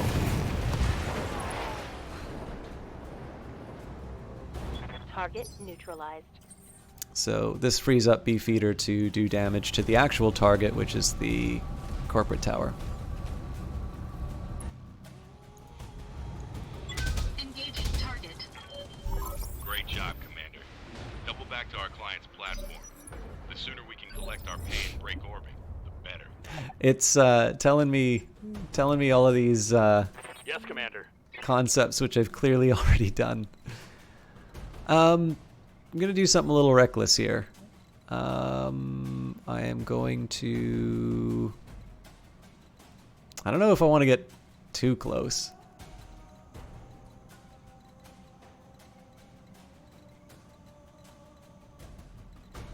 You know what?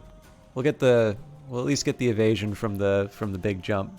You've never heard of this game. Looks interesting. So this is an old board game and a role-playing game and a series of books and like a virtual reality center. There's a company called FASA that made this. Vehicle destroyed. And Shadowrun and a game called Earth Dawn, which I've only ever heard of, never played. And Battletech probably is an IP is better understood because it's what the MechWarrior games have been derived from. But in this case, the company that made it, Harebrained Schemes, which is now owned by Paradox, who make Stellaris and whatnot.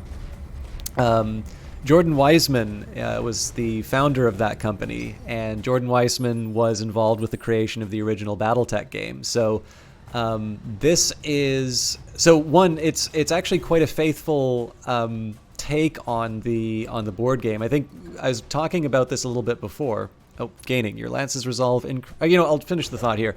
So what's really neat about this is that because you have this thing, like a turn-based tabletop strategy game is a ton of fun. But I think one of the things that's so interesting about this adaptation is that they don't ignore the fact that there was an entire series of like novels for this. And so they actually sort of deal with the world around it, and you build a bit of a character, and you kind of have a reason for fighting and a reason for doing these actions. So it's not just a direct transposition of the tabletop rules into a video game. But it definitely stays true sort of to the spirit of what you might expect with like a really nerdy tabletop store or hobby where like you buy all the source books and you like learn about what happened in the overall lore for the game. The other thing that's really great about it is if they want to turn it into like an ongoing thing, there's just so much stuff that sort of happened in the tabletop series that there's a ton of different stories that they can take out of it. So but yeah, I've enjoyed it quite a bit, as you can see. But yeah, I actually backed it on Kickstarter and picked up the DLC, except for this one, obviously, the heavy metal DLC I was given. All right, your Lance's Resolve increases incrementally each round of combat and significantly when you damage or destroy an enemy. This is shown by the vertical blue bar next to your Mech Warriors. When your Lance's Resolve bar is half full, your Mech Warriors become inspired, gaining +1 accuracy to all attacks. Resolve also allows the use of precision strike and vigilance abilities. Morale, your company's shipboard morale directly impacts your Lance's starting Resolve each mission. Got it. All right. So looks like I've blocked the Shadowhawk from doing anything, but that's why God invented jump jets.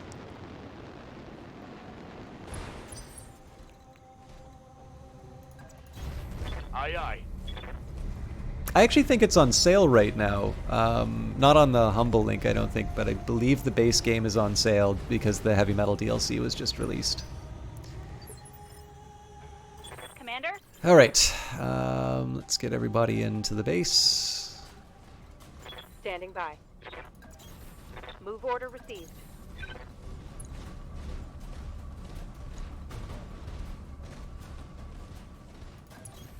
Acknowledged.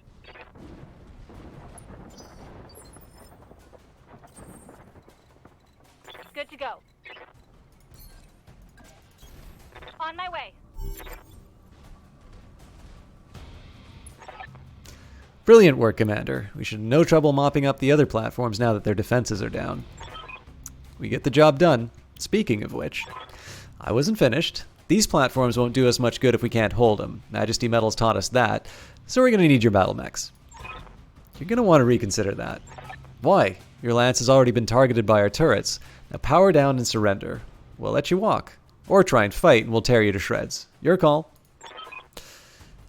Well, there goes our goddamn payday. Hold tight, Commander. We're on our way. All right, so of course the lesson that we learned from... oh, you know what? So we're targeted, but it doesn't seem like... all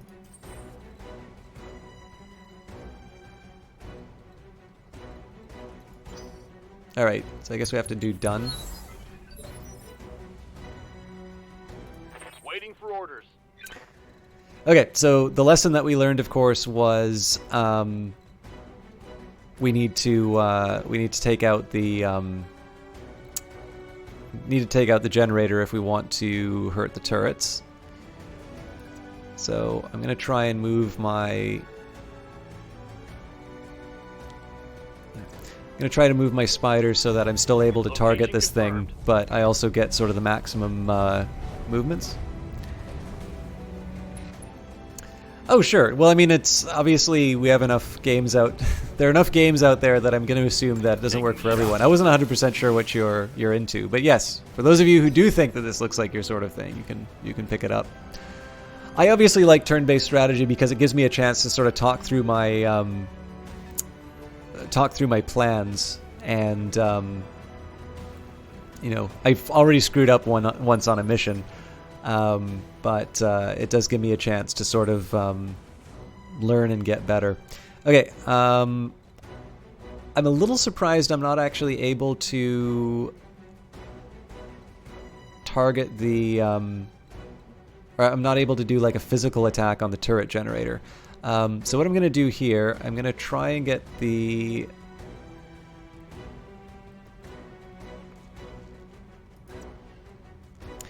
So I'm basically just trying to... Oh, that's the black... Oh, sorry, I thought I was moving a different unit. Anyways, I'm going to try and take the blackjack so that I can take out the turret. Let's do... Do I really want to do an alpha strike? That's a lot of heat that I'm giving off.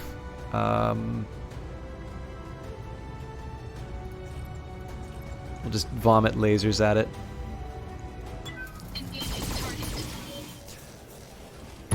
Anyways, yeah, so I wanted to make sure that my armor was still facing the targets that that'll still be around. So again, the hope here is they don't target the Vindicator. If they target anybody else, their armor is probably strong enough to carry the day. Waiting for orders. So, in the case of Glitch, I do want to move her and minimize the number of people who are able to damage her. Affirmative. So he's kind of the same place as the blackjack. Those are not great chances to hit. Yeah, that PPC did not do anything. Orders. I don't know what kind of vehicles these... Okay, it's a Scorpion, Scallion... Either way, my Shadowhawk is kind of my leader, so...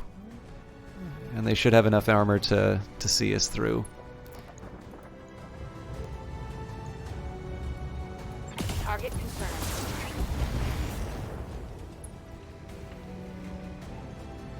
So this thing might be a missile boat, but we'll see what happens. It is.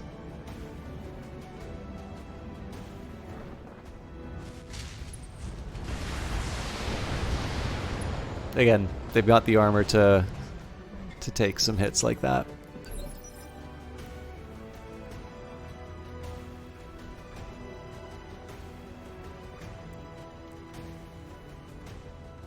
That's that samurai-based one, right? I think you might have actually bought that off of GOG from my link. I'm really glad you liked that. Confirmed.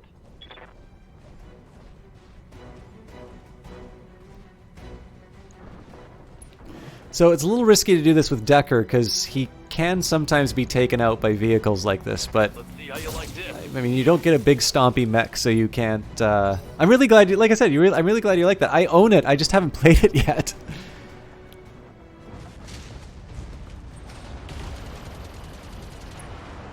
Alright, so...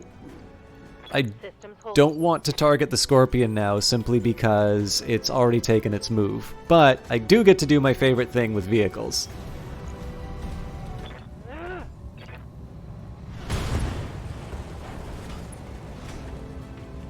One more. Trash. Do it again. Engaging physical attack.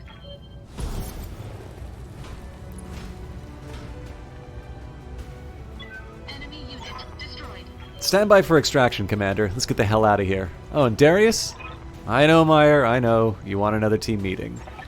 Give the man a prize. Mission successful.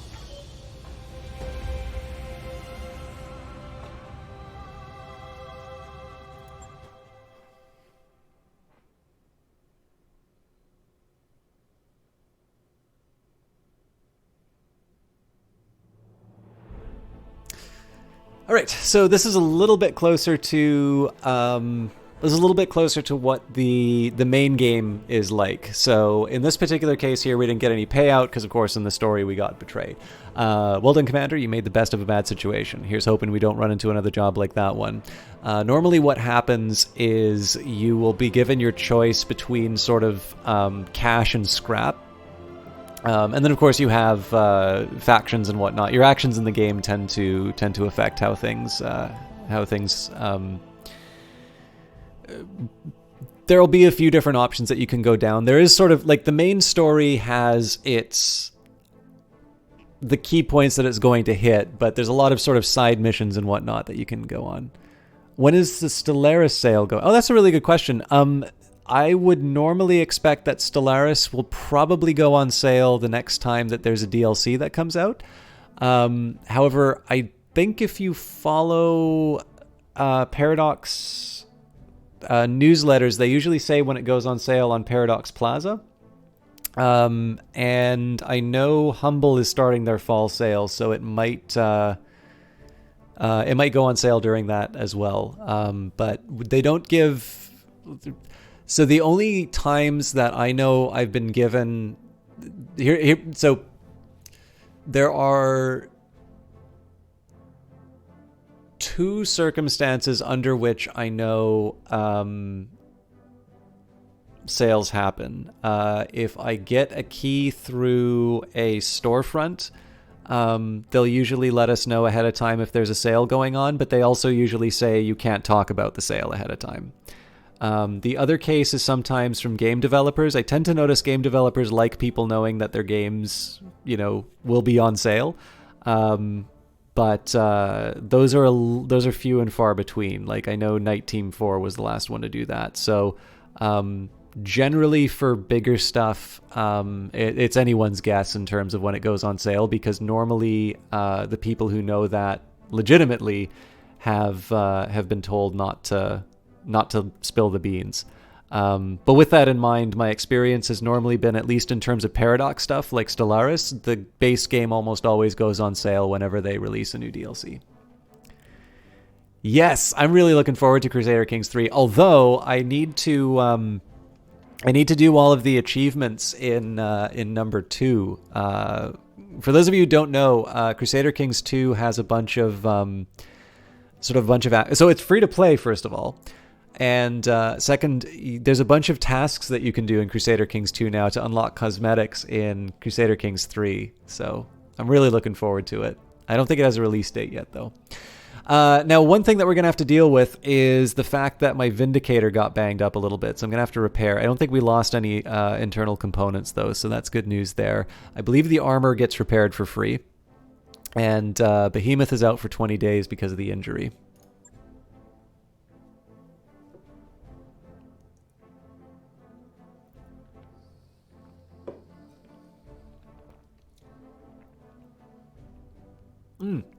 Another Paradox news. Prison Architect, which they now own, has a new expansion out. You need to start finding us better clients, Darius. I mean it. We've been slumming it in the ass end of the frontier for 3 years now, and we are drowning in debt. Fully aware of our financial situation, Meyer. But I can't conjure up new clients out of thin air. Andre, do me a solid and back me up on this.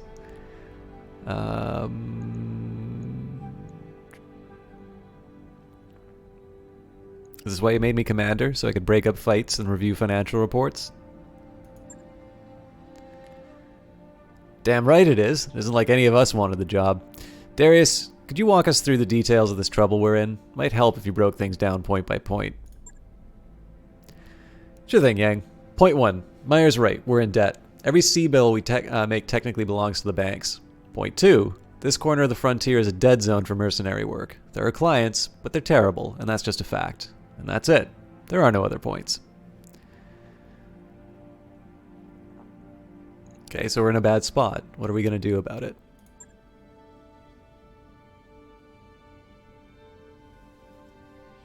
Oh, yeah. No, I hear where you're on with that, Warden Killer. Can you just give me a quick second? I'm going to take a look. I don't want to spend too much time on this, but let me just take a quick look and make sure it's not on sale on Humble right now. Thing is, like, it's not uncommon. Everybody knows there's a DLC that's going to be coming out for Stellaris. I just don't think we know the date for it yet. So let me just let me see what's going on. Okay, it's not on sale on Humble yet. Stellaris. So I'm just going to Stellaris wiki. I want to see if there's any release date information about federations. TBD 2.5. All right. So what about the Paradox store? On the sale. Planetfall Battletech is 50% for the DLC, 33% off for the season pass, 66 for the base game. Yeah.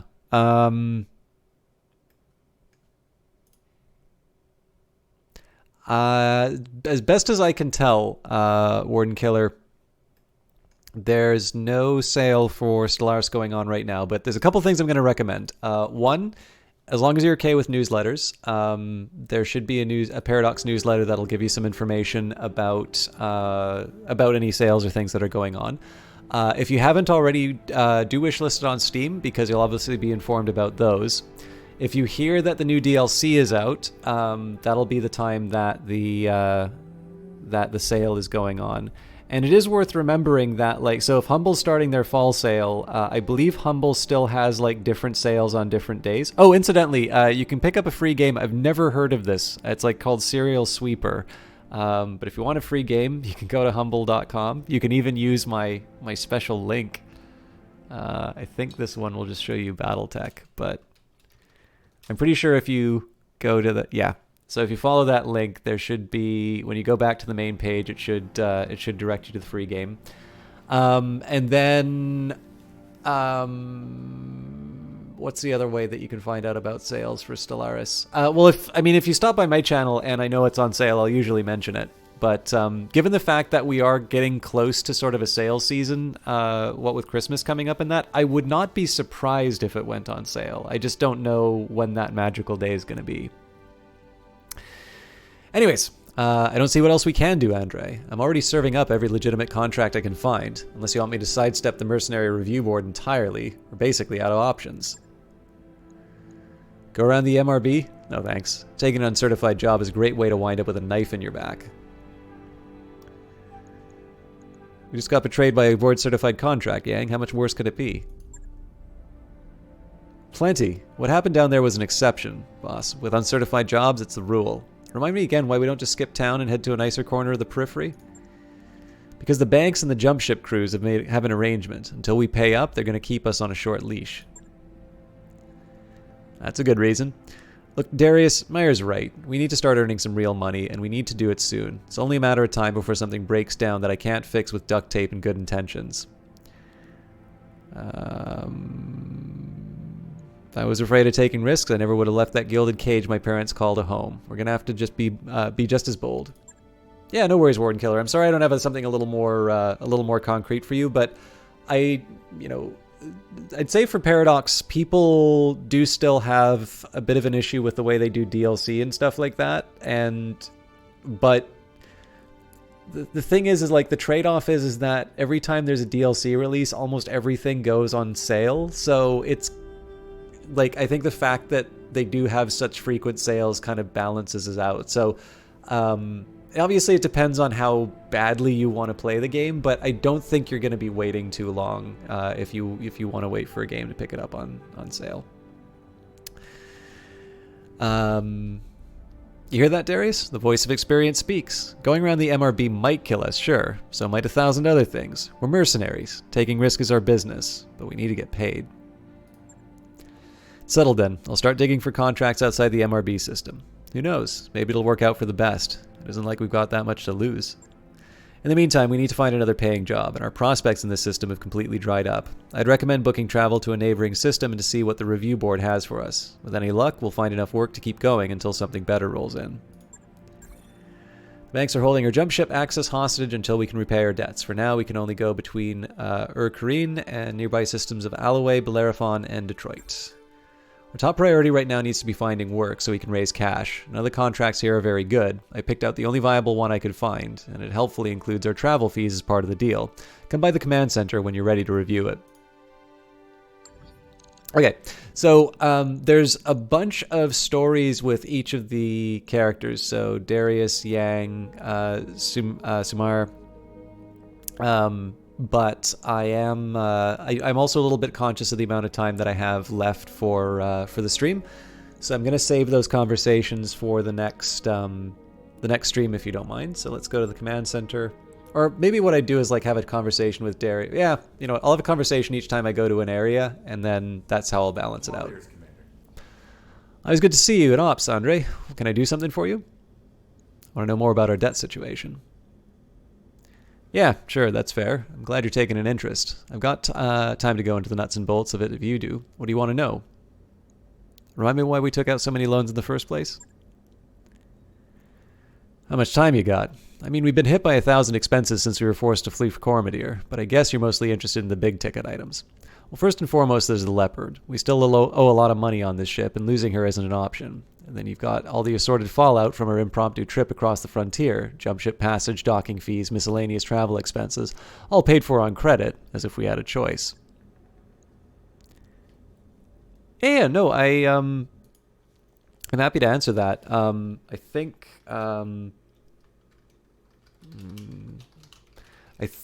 Stellaris now goes 66% off. Let me just take a quick look.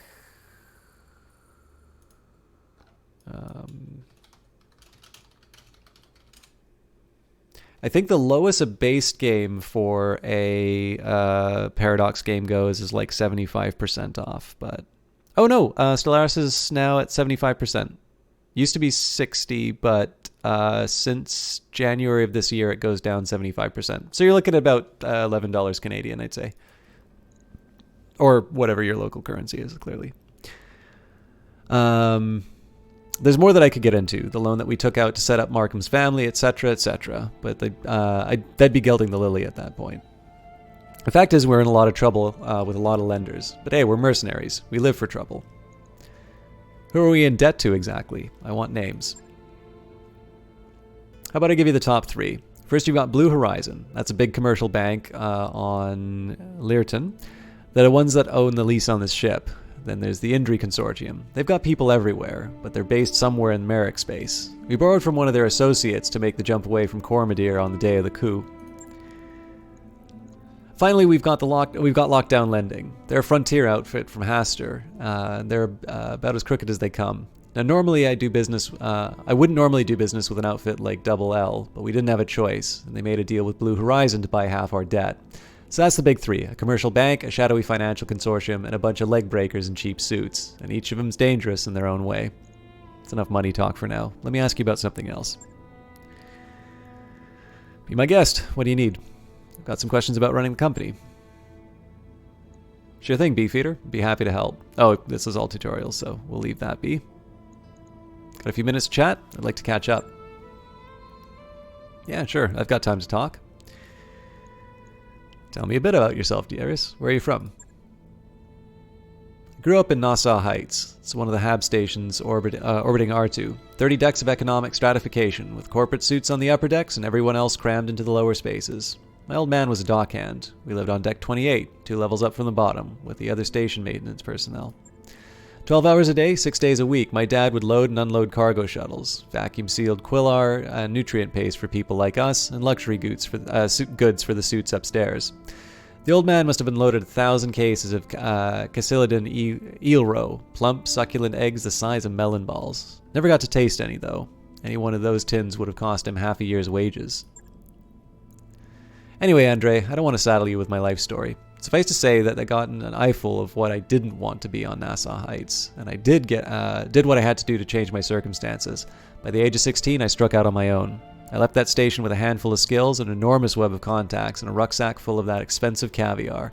And once I made it off Nassau Heights, I never ever looked back. Before any of this started, you worked with the Urano Royal Guard. Tell me about it. It was more than just a deployment. It was a full campaign. High Lord Tamati gave us a job back in 19. We were supposed to be assisting the Royal Guard to round up and eliminate pirate clan on Faldir. Commander Markham thought it'd be easy money. It turned out to be anything but. We lost a dozen mech warriors in 3 months on the Faldir campaign. Had to hose them out of their cockpits. Would have been more if it wasn't for Suraju. He saved our people's asses on more than one occasion. Went out of his way to do it. And the thing is, he didn't have to. We weren't under his protection. We were the hired help. A lot of people in Mastiff's position would have used us as cannon fodder, but that wasn't his way. He treated us as if we were his own. He was a good man, Andre. As good as they come. Alright, so that wasn't as bad as I thought it'd be. Some of these things you get like eternal dialogue branches. But let's take a look at our contract. Okay, well, we've got one, the supply base. Guerrillas on Bellerophon are surprisingly well-armed and well-supplied, and Merrick forces are taking unacceptable losses in recent engagements. We've tracked the weapons back to a hidden supply base operated by the pirates, and that base needs to be destroyed. Assaulting fixed defenses is always a mess, Commander. Fixed gun emplacements can target your units from clear across the battlefield. Stay alert. Alright, so I was talking about the sliders and the way that you get paid in this game. So one of the things about Battletech, and it's maybe a little bit less obvious if you just did, like, so the only times I played Battletech, it's usually been sort of like one-off battles with people rather than full-on campaigns. But one of the big ideas behind Battletech is the idea of kind of keeping together a mercenary company, which also means maintaining these, you know, fearsome sort of weapons of war, which, I mean, they are designed to be front and center and take a beating, but you do still need to run maintenance on them. And so in some cases, the payment can be in the form of salvage. So the way that this works here is you get one selection in a total of 7 items. And then if you want, you can get less salvage in exchange for more money, or you can go for more salvage with but less cash. In this case, I think I'm going to keep it in the middle, because one thing I tend to notice that I do is I get less salvage than I should. Now, the travel to Bellerophon is going to be 12 days, so I have 8 days before my my mech warrior comes back online. Free Worlds League would like to offer you a choice of contract, Commander. As a leader of a respected mercenary company, you should find the terms both fair and equitable, I think. Calculating course now, Commander. So I might wait an extra week just to get my full team back. We do have another character, Medusa, that we can bring in, but in this case, I think we can afford a small delay.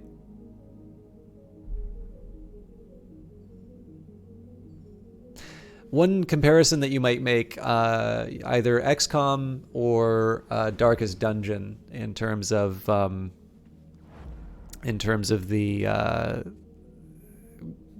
you know, kind of how the management side goes. It's probably a little bit closer to XCOM in the sense that you sort of have the options.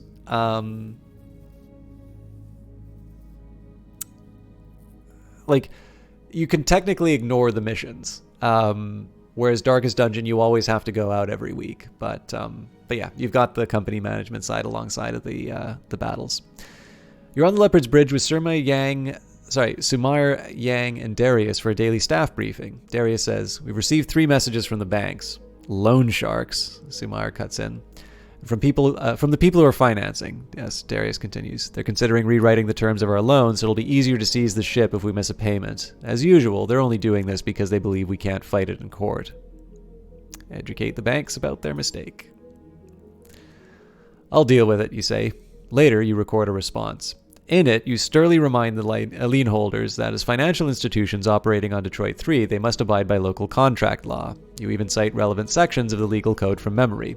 Then you point out, as you've kept records of all payments and correspondence concerning the loans, you'll be able to demonstrate in court that the proposed revisions to the agreed-upon terms would represent such a gross violation of the law that you would undoubtedly be awarded a second dropship at the bank's expense. Once the camera is off, Sir Meyer says, "There's no way they push you on this. Too bad. I like to see loan sharks grovel. Your company has been granted the following tags: loan status fair." And that means company's credit is currently rated as fair by the banks financing the Leopard, which should at least deter them from sending bounty hunters after you. All right, let's keep advancing the timeline.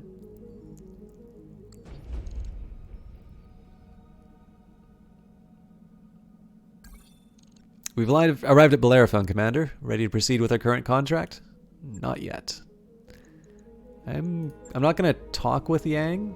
Oh, no, I should have done this because we have repairs to do to the Vindicator. Yeah, 1 day is completely fine to wait. I'm not going to do the story with him, though, as much as I'd like to.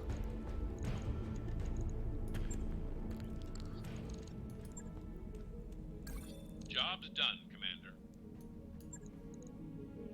Ooh, actually, I thought that she was going to be back a lot sooner than she actually is. So, hey, totally not Valken. How you doing? All right, we'll launch the contract.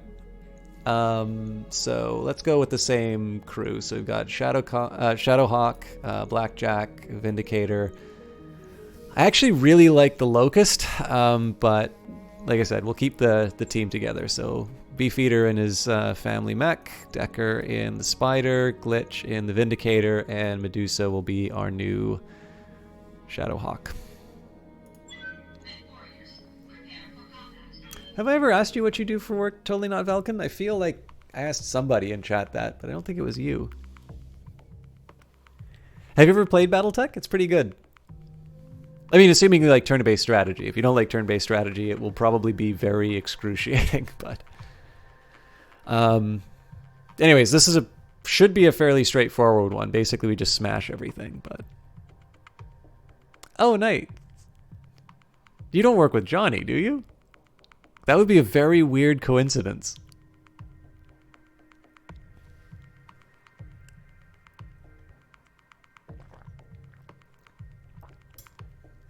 Because I know you from Octavian's, not Johnny's. I'm pretty sure I know you from Octavian's, not Johnny's channel. Command interface initiated. Obviously, everyone who works in the kitchen knows each other, right?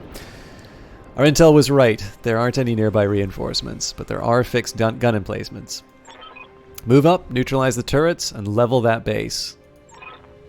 Watch out for the garrison, Commander. It's nothing too dangerous, but every bit of damage costs. Oliviera out. I missed everything I said. This whole planet could use an air conditioner. I was asking a stupid question as to whether or not you knew Johnny, who also works in a kitchen in a nursing home, and clearly everyone who does that job knows each other. Alright, let's see what the jump jets get me. Not really anywhere, but this looks like the furthest I can move. Again, Decker's supposed to be my eyes. It'd be great if I can find the generator.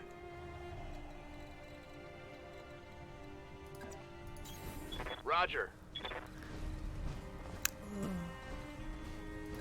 So Shadowhawk's going to be taking most of the damage. Oh, Picked up a blip. okay, that's fine. That's the turret.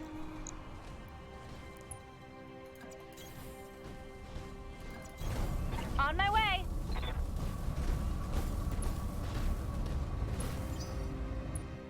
So I'm split. Like, there's a side of me that says I should just smack down the turrets. Because again, these are all reinforced buildings. If I can find the turret generator, so much the better. But I have a feeling we're going to get chopped down. Yes, Commander. If, well, okay. For starters, I'm going to rely on the evasion of the spider, and we'll at least... I'll get some eyes on this thing, just so that we can maybe get some of my LRMs on it. Also, looks like we found a bad guy.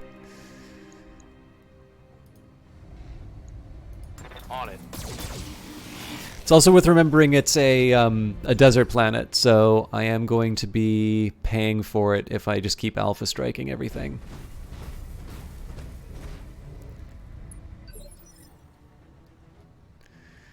Okay. Standing by. I'm gonna get the blackjack on this one first.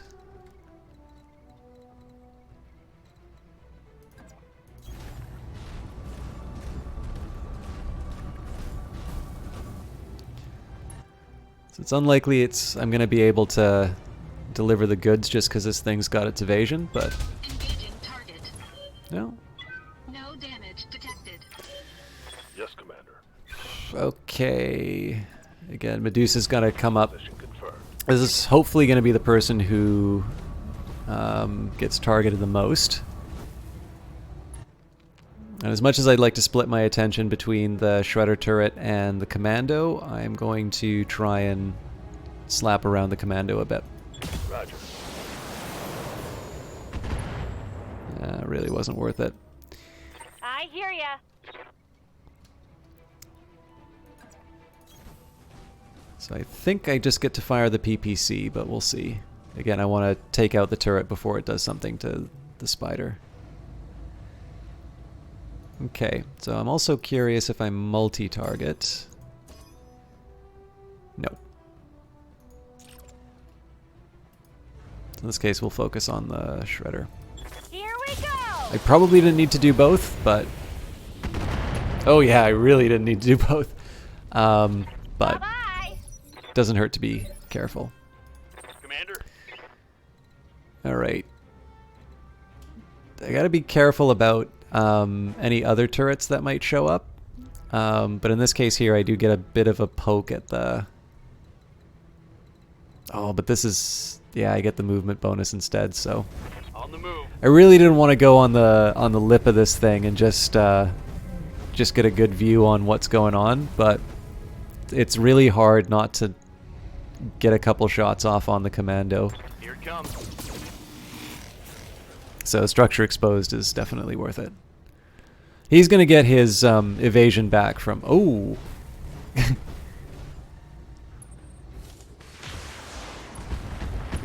was not expecting that, but we should be able to reply.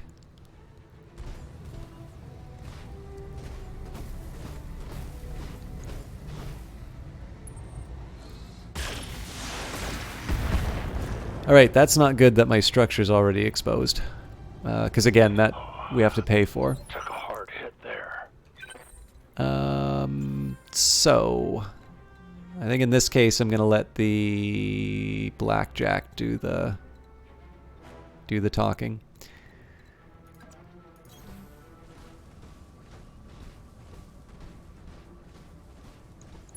I might be able to swing him around and get a hit on the rear armor on the Panther, but I'm not optimistic. All weapons committed. That was a pretty sorry display. Oh, maybe not. Standing by. Alright, what are we looking at for damage? Okay, so if I expose the left-hand side, that's like my weak side going after the Commando. On the other hand, the Commando doesn't do a lot of damage, so Confirm. I think I'm going to commit to hitting the Panther on the weak side. It's a calculated risk, but I think it will pay off. No point in firing the LRMs here. Well, I mean, we did some damage. We limited its damage, Good to go. its ability to damage us, but I think I wanted a little more. What are we looking at here? I think the PPC might do a little bit better at medium range. I'm not 100% sure what its best range is.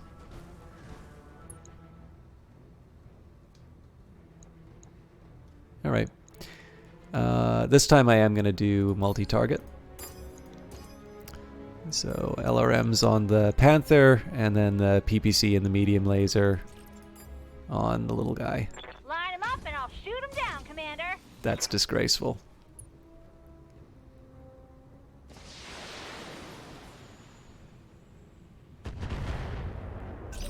Let's hit him hard. Okay, so now I need to hope that I can get Decker to deliver deliver the goods on the little guy. Position confirmed.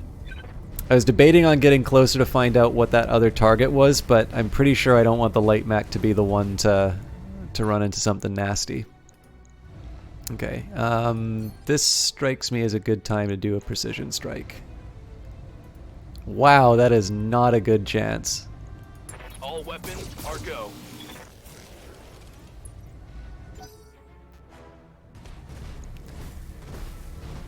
I'm going to assume the Shadowhawk's going to get it. Why do they always hit my head? Blow through. Internal damage.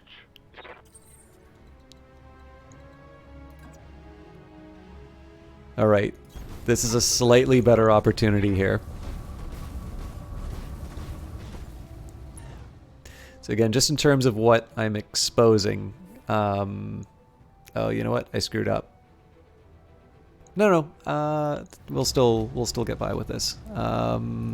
We'll just go for the 2 though, with a higher chance of hitting.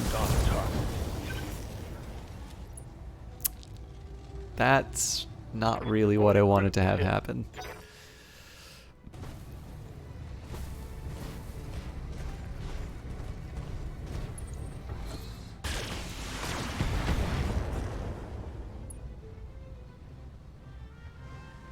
I'm showing minor damage. Okay, so Beefeater's gotta finally bring this thing home on the Panther.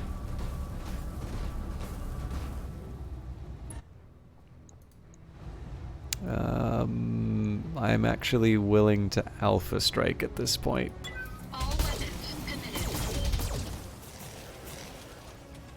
That's still not enough. Waiting for orders.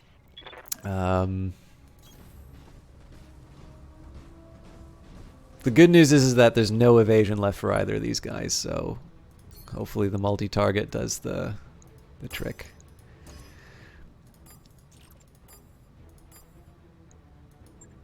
Got it.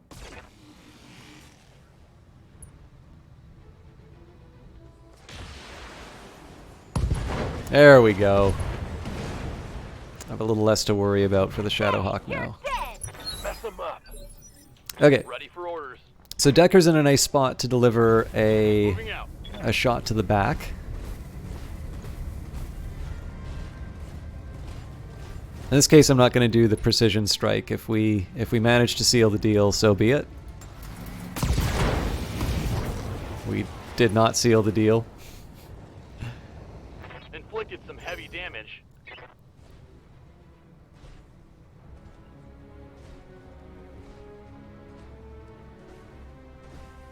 Oh, so he wants to get his reverse. How'd that work for you? So I'm slightly curious if Glitch gets a physical attack here. She does not. Okay. So the next question is there any way I can target more than one? And the answer to that is no. So we will get in as close as we can. You betcha. I don't think I'm going to commit anything that requires ammo.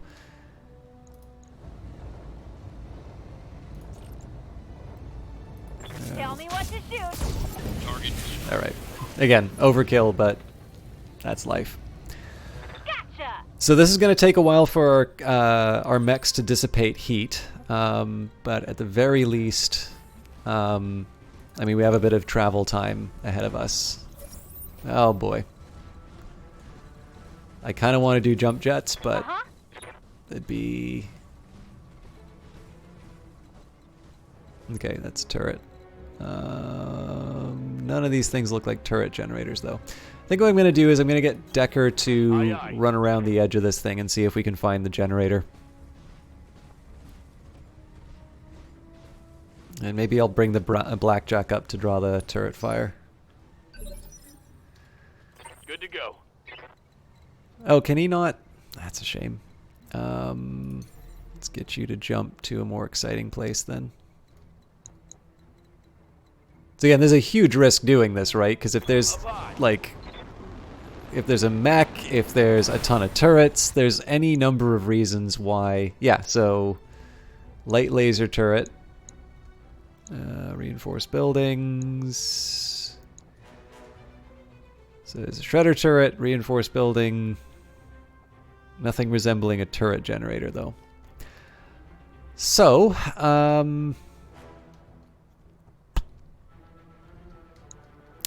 guess the real question is, what one has the best chance of hitting?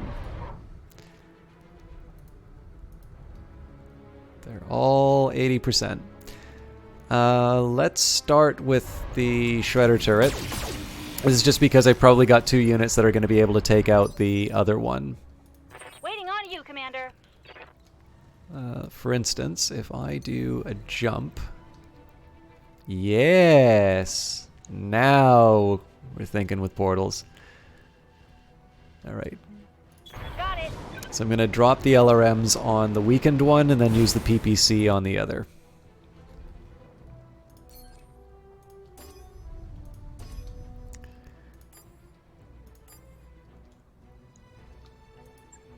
Uh-huh.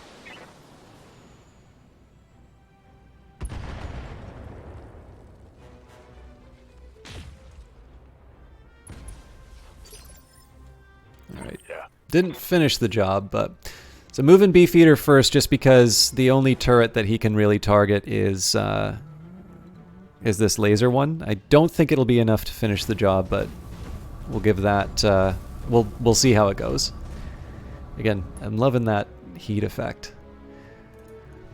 Incidentally, so where I'm talking about the desert planet, the different biomes do affect it. So in this case, units in heat in desert sink only 85% of their normal heat. Engaging target. Close. So Medusa can probably take out one. The question is, which one do I want to take out? So laser. Well, they're both laser. Yeah, I don't really have a good answer for either. On my way. So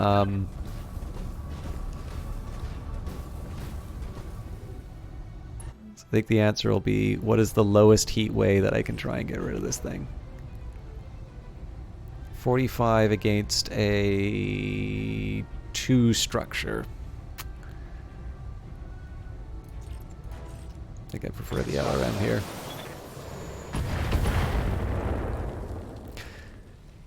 One less turret. I have less ammo for the autocannon, so that was my justification. Alright, I'm going to take a little bit of a leap of faith here and run straight at the turret to shoot it. I could technically get better evasion if I used my jets, but I'm also riding my heat a little high. So. Okay, so now we get to mop up the... basically get to mop up the structures. So I think this counts as the smuggler base, but because I'm a jerk, I'm also going to smash everything else in the area. So I keep forgetting I'm not able to do physical attacks at buildings like that. So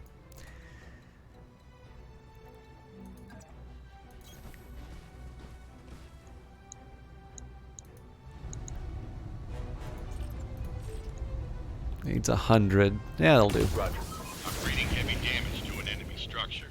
Bring it down. That's the plan, sir.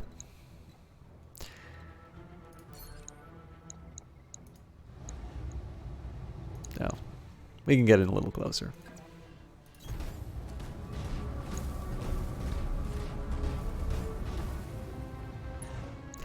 I'm always a little puzzled in terms of what the best way to... Enemy structure eliminated. Oh, so you can basically destroy any building. I'm always a little puzzled about the best way to handle a situation like this, because clearly there's no... Like, we're not going to wake up suddenly and be like, my god, he might lose this. I don't know, multi-target. Can I not multi-target other buildings? That seems like the sort of thing you should be able to do.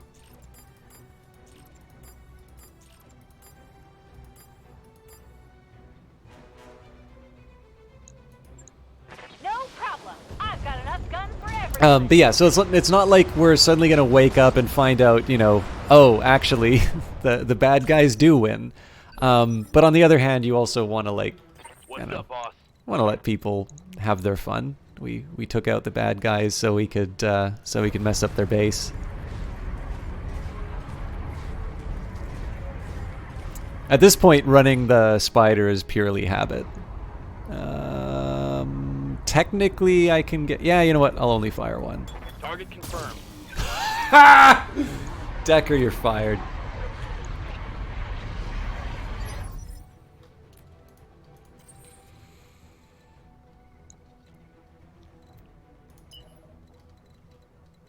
All right, in this case, I'm just getting into position for the next target. Full throttle.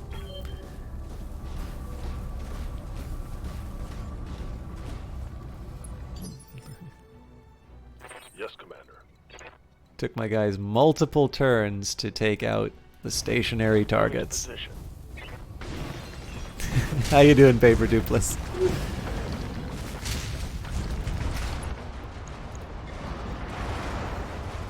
Haha, it's behind cover. Everything misses.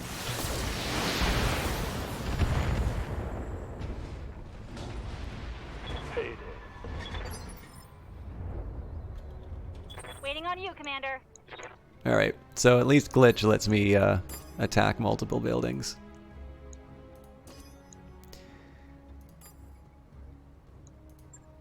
You get a headshot, and you Get your lance Oh. to the LZ, Commander. I'm coming in hot. I don't think that was the... I think I wanted to do the other... Yeah. Commander, the area has been cleared. Darius has given me the green light to land immediately. Hold position. Oh, we don't even get to... Successful. I thought we were going to be able to, like, clear everything out. So, we do have to repair a little bit, but that went okay. That was also, like, super poorly defended, so...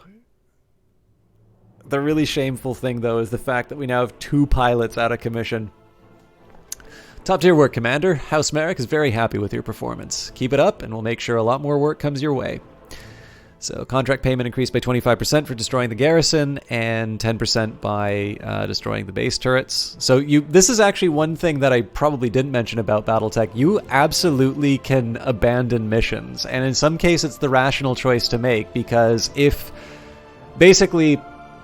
If doing that mission, I knew that I had, let's say, 175, thousand C-bills worth of repairs. That was like, if I knew that was what I was going to have to pay by taking those things, my mechs in to try and destroy those buildings, I should abandon that contract because that's a money-losing proposition. I mean, maybe like the scrap would be worth it or something like that, but. In some situations, you can say, yeah, this isn't worth it, I'm out. But obviously, this is like the first contract, and we need to pay the rent. So, yeah, so Shadowhawk's got to get some repairs. Medusa's going to be out, Jesus, 26 days? Okay. So now we get a pick of salvage. We get, again, 1 priority salvage and then sort of replacement parts. I am 50-50 on this, so in one sense it's kind of cool to have a PPC. That's like a replacement for if one of my mechs lose one. On the other hand, mech salvage, being able to get another mech is not too shabby either. You know what, I think I'm going to try and take the Panther component. And we got the PPC anyway, so today is a good day.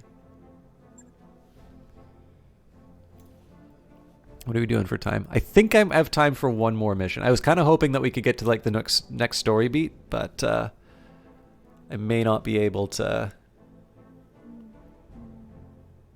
pull it off. We'll see. It's already kind of late for me.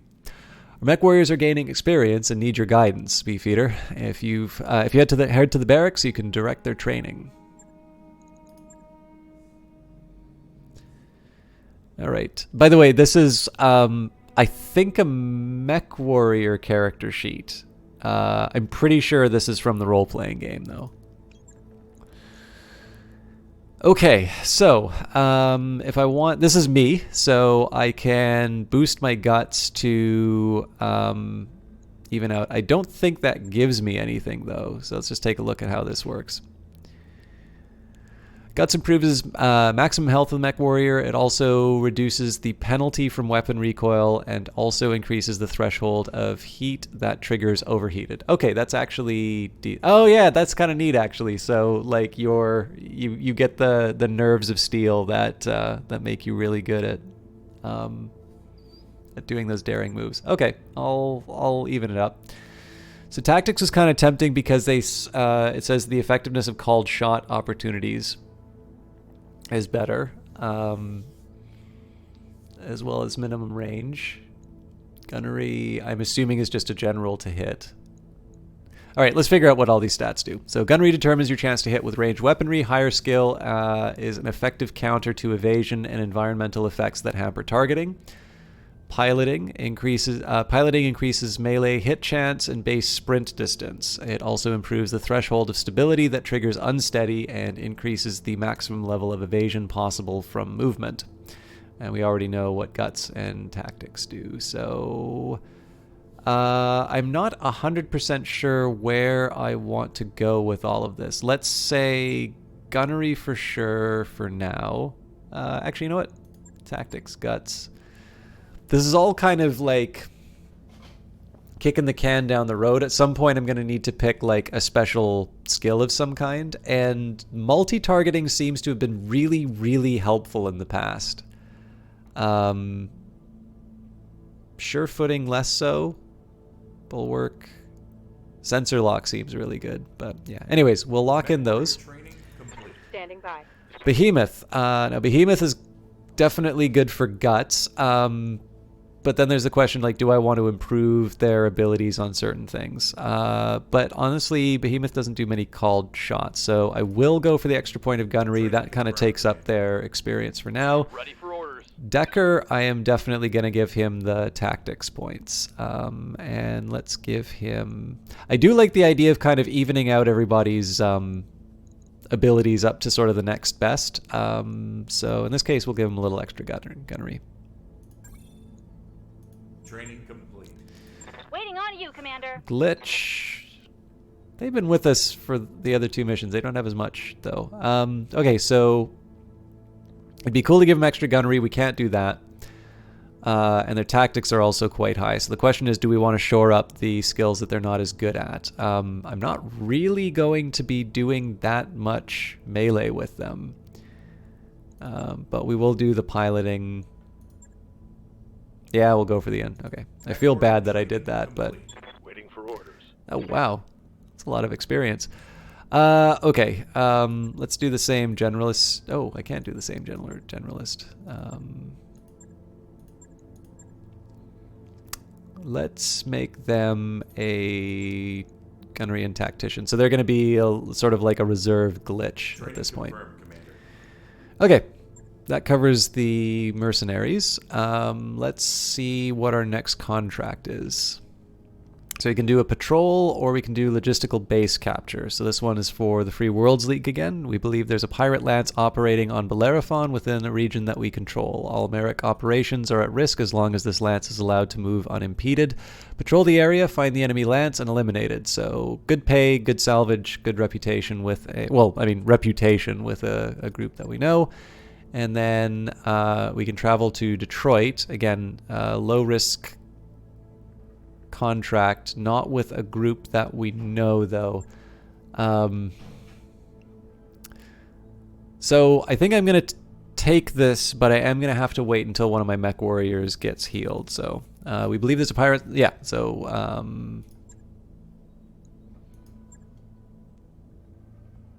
I am not ready to deploy. Oh, maybe it just holds out. Okay. So clearly we're going to wait until... Is it really for... I feel like these days are wrong. Anyways, we're going to have to wait the 14 days before we can do the... task. So one of the things I think about when it comes to... Oh, what am I doing? Hey, Commander. Be with you in a second. Okay, 1 day's not so bad. I at least need to get the repairs out of the way before. That work order you submitted is complete. So the thing is, you have your financial report. So I'm pretty sure if we go under finances, how much do we need? So technically we need to be making 20, let's say 22 to keep afloat. Because of course there's like repairs and stuff like that. So, oh yeah, well, we're covered with that. So, although I'm pretty sure, oh, that's max pay. Okay. We're still okay if I go for a little more scrap. Nah, you know what? We're going to go right down the middle. And welcome back, Behemoth. So let's try and not take any damage. Well, okay, I'm okay taking damage. I just don't want to take any internal damage. What was I going to say? Not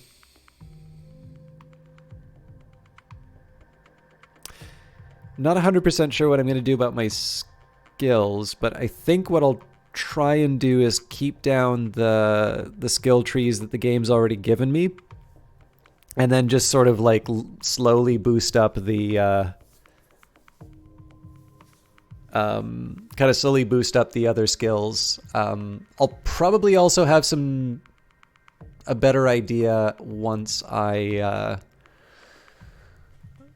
once I do a few more battles and see where my problems are coming in. So I'd love to have a really high piloting because I would be able to use my mechs more in melee, but you'll notice I didn't do any melee the last two battles.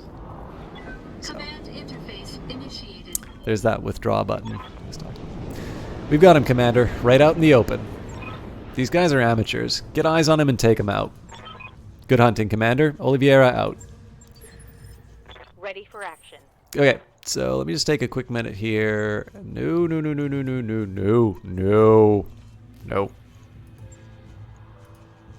There we go. I think we'll move Decker first. So we've got a nice big water area, so this means I can afford to be extra reckless with my Move order received. with my heat. Bandit. These minerals deposits interfere with targeting systems. +4 difficulty to hit unless within a mineral field. +2 difficulty for attacks made by units within a mineral field. So let's not do that. This is a Jenner. Okay, so that's probably going to have a fun time with Decker. This is kind of my point person. We will set up Beefeater just to get a good shot on the end. You know what? Beefeater and Glitch are going to be my my dynamic duo. Am I still dying? No, we're all good. Okay, so I think Decker's going to be able to trade off with the Jenner.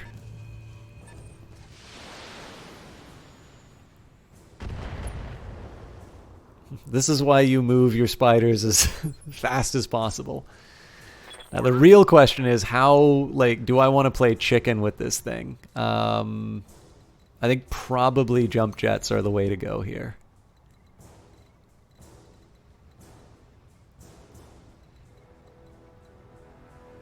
Oh man, this might work really well actually. Affirmative.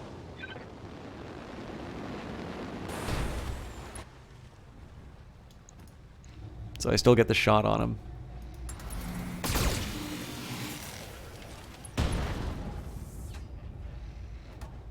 Solid connection on that one.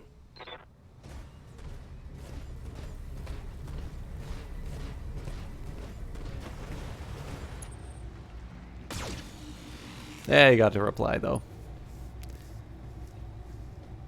Took a hard hit there.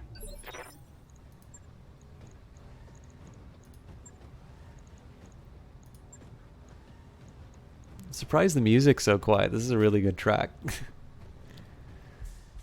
Yes, Commander.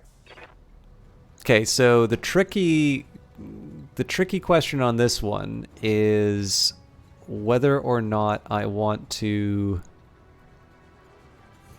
Now, you know what? I want to go in the water here because I'm still going to be able to target the weak part of the Jenner. And again, it doesn't hurt to be able to Alpha Strike. My chances aren't great, though.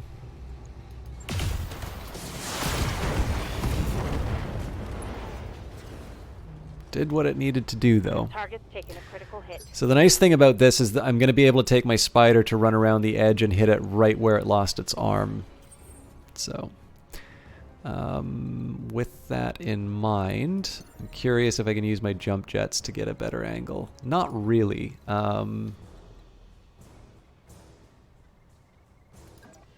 It's going to take a slightly different approach here. Again, the key is I don't want to take too much damage on my mechs, so... Engaging target. And one of the reasons I want to focus down this guy is so that he loses his, Waiting for orders. his movement. Alright, I think a similar story here. I really would rather not cluster these guys like this, but it's what I got. The real problem is that where I should be... Like, I really should just be driving this thing right into their center. It's much more likely I'm going to hit their left arm now. Roger that. Firing on target. When I shoot you, you'll take it and like it. So at this point, I rather suspect that they're not going to be able to do much in response. Although I might finally be able to do my long-standing hope of this is going to be a risk.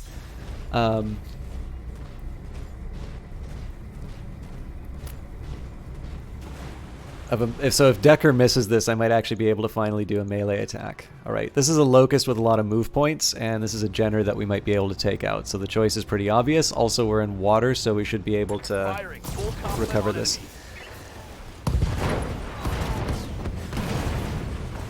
Hostile removed. Alright, so there's only two enemies on this one. I am probably overthinking it.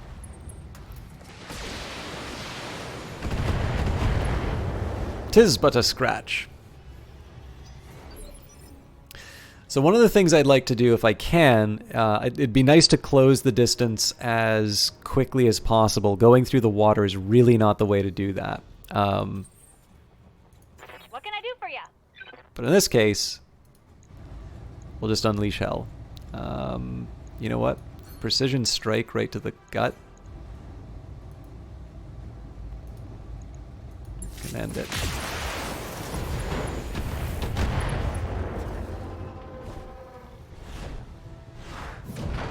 Well, not quite what I would had in mind, but not too bad either. So here we'll stand and deliver. You know, I bet if we leg this thing, no, it's still a higher chance to get the torso though. So.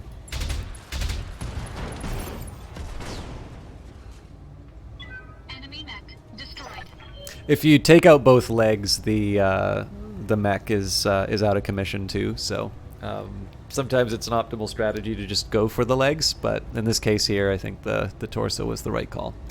Milk run, just as we expected. Good work, Commander.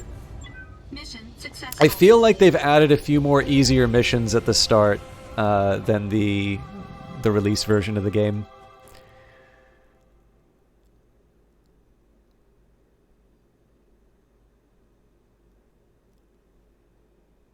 Go for the eyes, boo. Alright, I think we're probably getting close to the end of this. I'll see if I can find someone to host in a little bit. But I'm curious, especially for those of you who haven't seen me play Battletech before, or some of you who may not already be a fan of this, what do you guys think of Battletech? I'm definitely going to be streaming this again anyway. Like I thought, didn't really get to see a whole lot of the heavy metal stuff.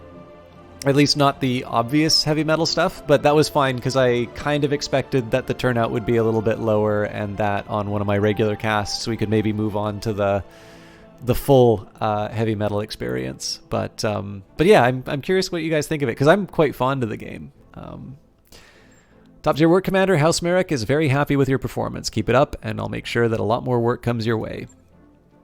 So this is a perfect mission for us because armor repairs are free. Nobody got damaged. It's just pure experience and money at this point. You found Battletech really grindy when you tried it, but you didn't get more than like 8 minutes in. I'd actually say Paper Dupless, I don't even think it's a criticism so much. But I think one thing I really noticed about Battletech when I put some time in it after stream, I think it takes quite a while to sort of ramp up. So you do the tutorial mission, and then it loads you into another map. So then you do the opening mission where like Raju dies and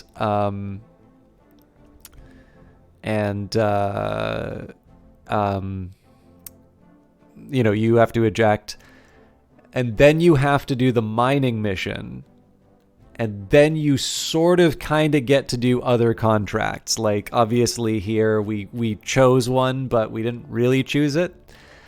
Then there's another story mission that we do. Like it basically, you can see that you do quite a few missions until like the game really opens up and you start kind of running your mercenary company the way you sort of imagine. And in some senses, I don't think that's terrible because it gets you like in line with what the game is like and you learn all of the systems. But I kind of feel that it's a little bit like my starts to streams, where it sometimes takes a little longer than it really needs to. And I mean, especially when the maps took a longer time to load, that was a really big ask to like load 2 different maps before you could do the first real mission. But yeah, I will definitely say, I think actually there's a career mode now, where you can skip the campaign if you want. But, once the game opens up, I do find it quite a bit more enjoyable. The Pirate Queen mission was the first down to the wire one that you had. Then I just wound up doing tedious contracts while waiting for your team. That is, yeah, so you and I are on the same page on that. I feel that the penalty for a point of damage on your mech warriors is really high. And like, I kind of get that you can, like hire new staff and whatnot, but then like your expenses for that explode. And like, if you're just hiring someone for like a one-off, it sort of feels like that should be an option directly in the contract. So yeah, I do agree with you on the sick bay thing. On the other hand too, though, like it is sort of, it's preferable to the XCOM way of doing things, where it's like, okay, well, you just lost this person forever. Like all that time you put in, that's gone. Although I know you can like lose people in this game as well. I don't know though. It's I feel like there's ways that it could improve. I'm just not 100% sure how I would improve it. Contact the Rimworld Frontier. All right, everybody, gather around. After our last talk, I bit the bullet and started fishing around for uncertified contracts. And I repeat, might have caught something. Who's the client? Unknown. She didn't ID herself in the message, but she claims to be a member of the Canopian elite. She says she's got a big job lined up, and she wants us for it. Us specifically. She called the commander out by name. How'd she even know about us in the first place? It's not like we're drowning in publicity out here. Good question, and I'm betting we don't have an answer. You certain this client isn't just really a bounty hunter? Because I can list off about 5 different banks that'd love to repossess this ship. We're not shopping for uncertified contracts behind the review board. We're shopping for uncertified contracts behind the review board's back, Yang. Hell no, I'm not certain. But for what it's worth, I confirm that she's rich. She reached out to us with a priority HPG message. And those things ain't cheap. Sounds like a step in the right direction, at least. It really does. And without wanting to harp on it, we're hemorrhaging sea bills as it is. I say it's worth the risk. I mean, what's the worst that could happen? Our new client vets us out the airlocks and our corpses spend the rest of forever tumbling through the vast iciness of space? Thanks for the delightful image, Yang. Look, Andre, I'll admit, it's sketchy as hell, but it's also the best lead we're likely to find. If you want to follow up, plot a course to Bellerophon. The client will be waiting. Contract to meet our new Canopian mystery client is ready for review in the command center. Take a look when you're ready, Commander. Our mech warriors have picked up a fair amount of combat experience over these last few drops. Head to the barracks to review their dossiers and direct their training. And don't forget, you can check out the state of our finances from the terminal in our captain's quarters. If you ever want to change from a mercenary company's name, change our mercenary company's name or symbol, you can do that from there too. You know what? I think I'll do just that.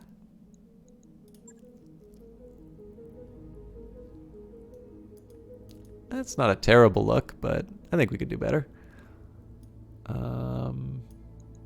So if I'm gonna have a name of Beefeater, I'm pretty sure we won't have like a proper Beefeater like outfit, but I'm sure we can do better than the... This is not a bad company logo, by the way, but we'll do a little customization and then we'll call it for tonight. So let's say we will go for...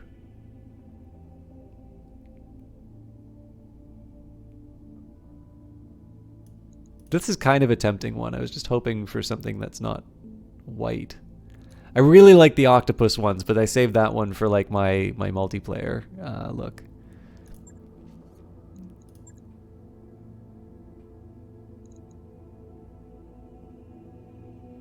Okay. This is a tempting one. I think we'll go for the red and blue. But I love this, by the way, because of course the board game was all about like buying and painting the different mechs. All right. Not 100% sure what my options are here. Can go for like Red Baron looking mechs. That'd be kind of neat.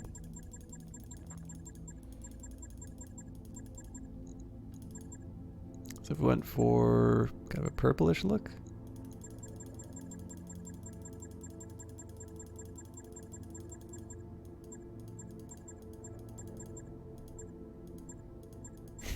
My eyes! The goggles do nothing!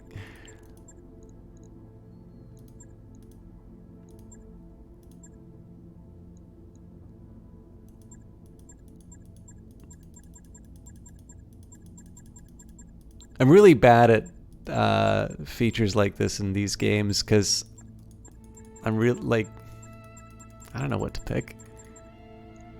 I usually just go for one solid color.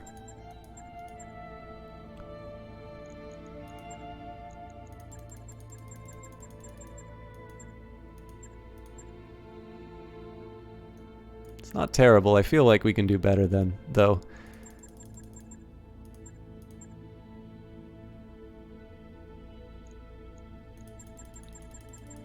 Maybe white? Yeah, I mean, kind of the company colors, I guess. So the only other question I would have is what if I went for purple body and blue legs?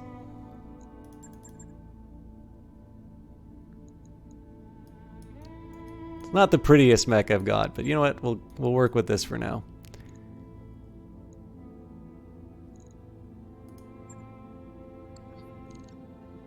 Doesn't change the look of the ship. All right, I think we're gonna call that. Thank you everybody for watching. Oh, actually, hang on. I think we're already on Bellerophon, right? Yeah, so we're already there. That means I'm going... Yeah, we'll do the mission next time.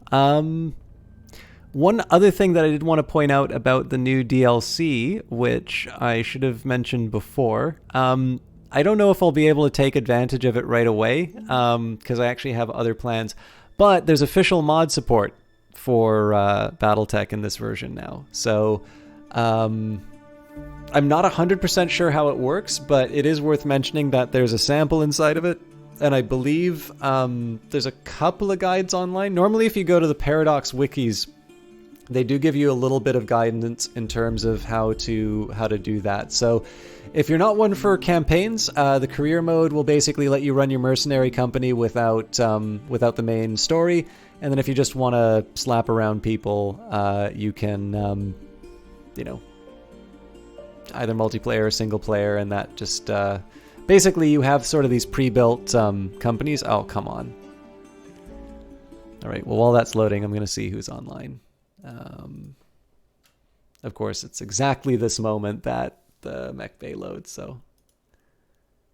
Oh, very nice. Okay, looks like Cool Eagle is streaming Battletech, so I'll be sure to jump to him. But yeah, basically, it gives you a bunch of pre-built kind of companies. You can take your pick of... So I believe the Annihilator came in with a new DLC. I always loved the Atlas. In fact, that was going to be what I ended on. There is my...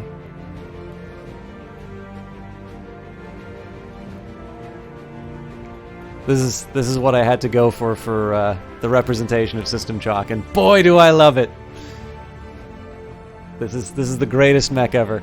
But yeah, this is a really wonderful game, and it's currently on sale. I believe 66% off. I hope you are informed enough to make a decision as to whether or not you want to pick it up. Obviously, if you already own Battletech, you can now complete the season pass if you don't already own it with Heavy Metal. Obviously, I didn't get to show too much of this, but I will be back. I might even play this. I'll probably play this tomorrow. I'm split between that and Age of Wonders Planetfall. But I'm definitely going to do more of the campaign, so we'll get to see more of the story of the restoration of House Urano, as well as, show off a few more of the features of the DLC, which I didn't have inside of here. I'm going to host the Cool Eagle. The Cool Eagle is a big Battletech player. I have no idea if he's doing the campaign or if he's doing some other features, but I think he might be a little bit better at showing you exactly what's available in terms of this new DLC. So whether you want to learn a little bit more about Battletech, or maybe you want to see somebody who's more experienced playing it, I hope you do hang out, and I hope you all have a nice evening. I'll see you tomorrow. And let me get that raid for Cool Eagle. There he is right there. You can click the link. See you guys next time.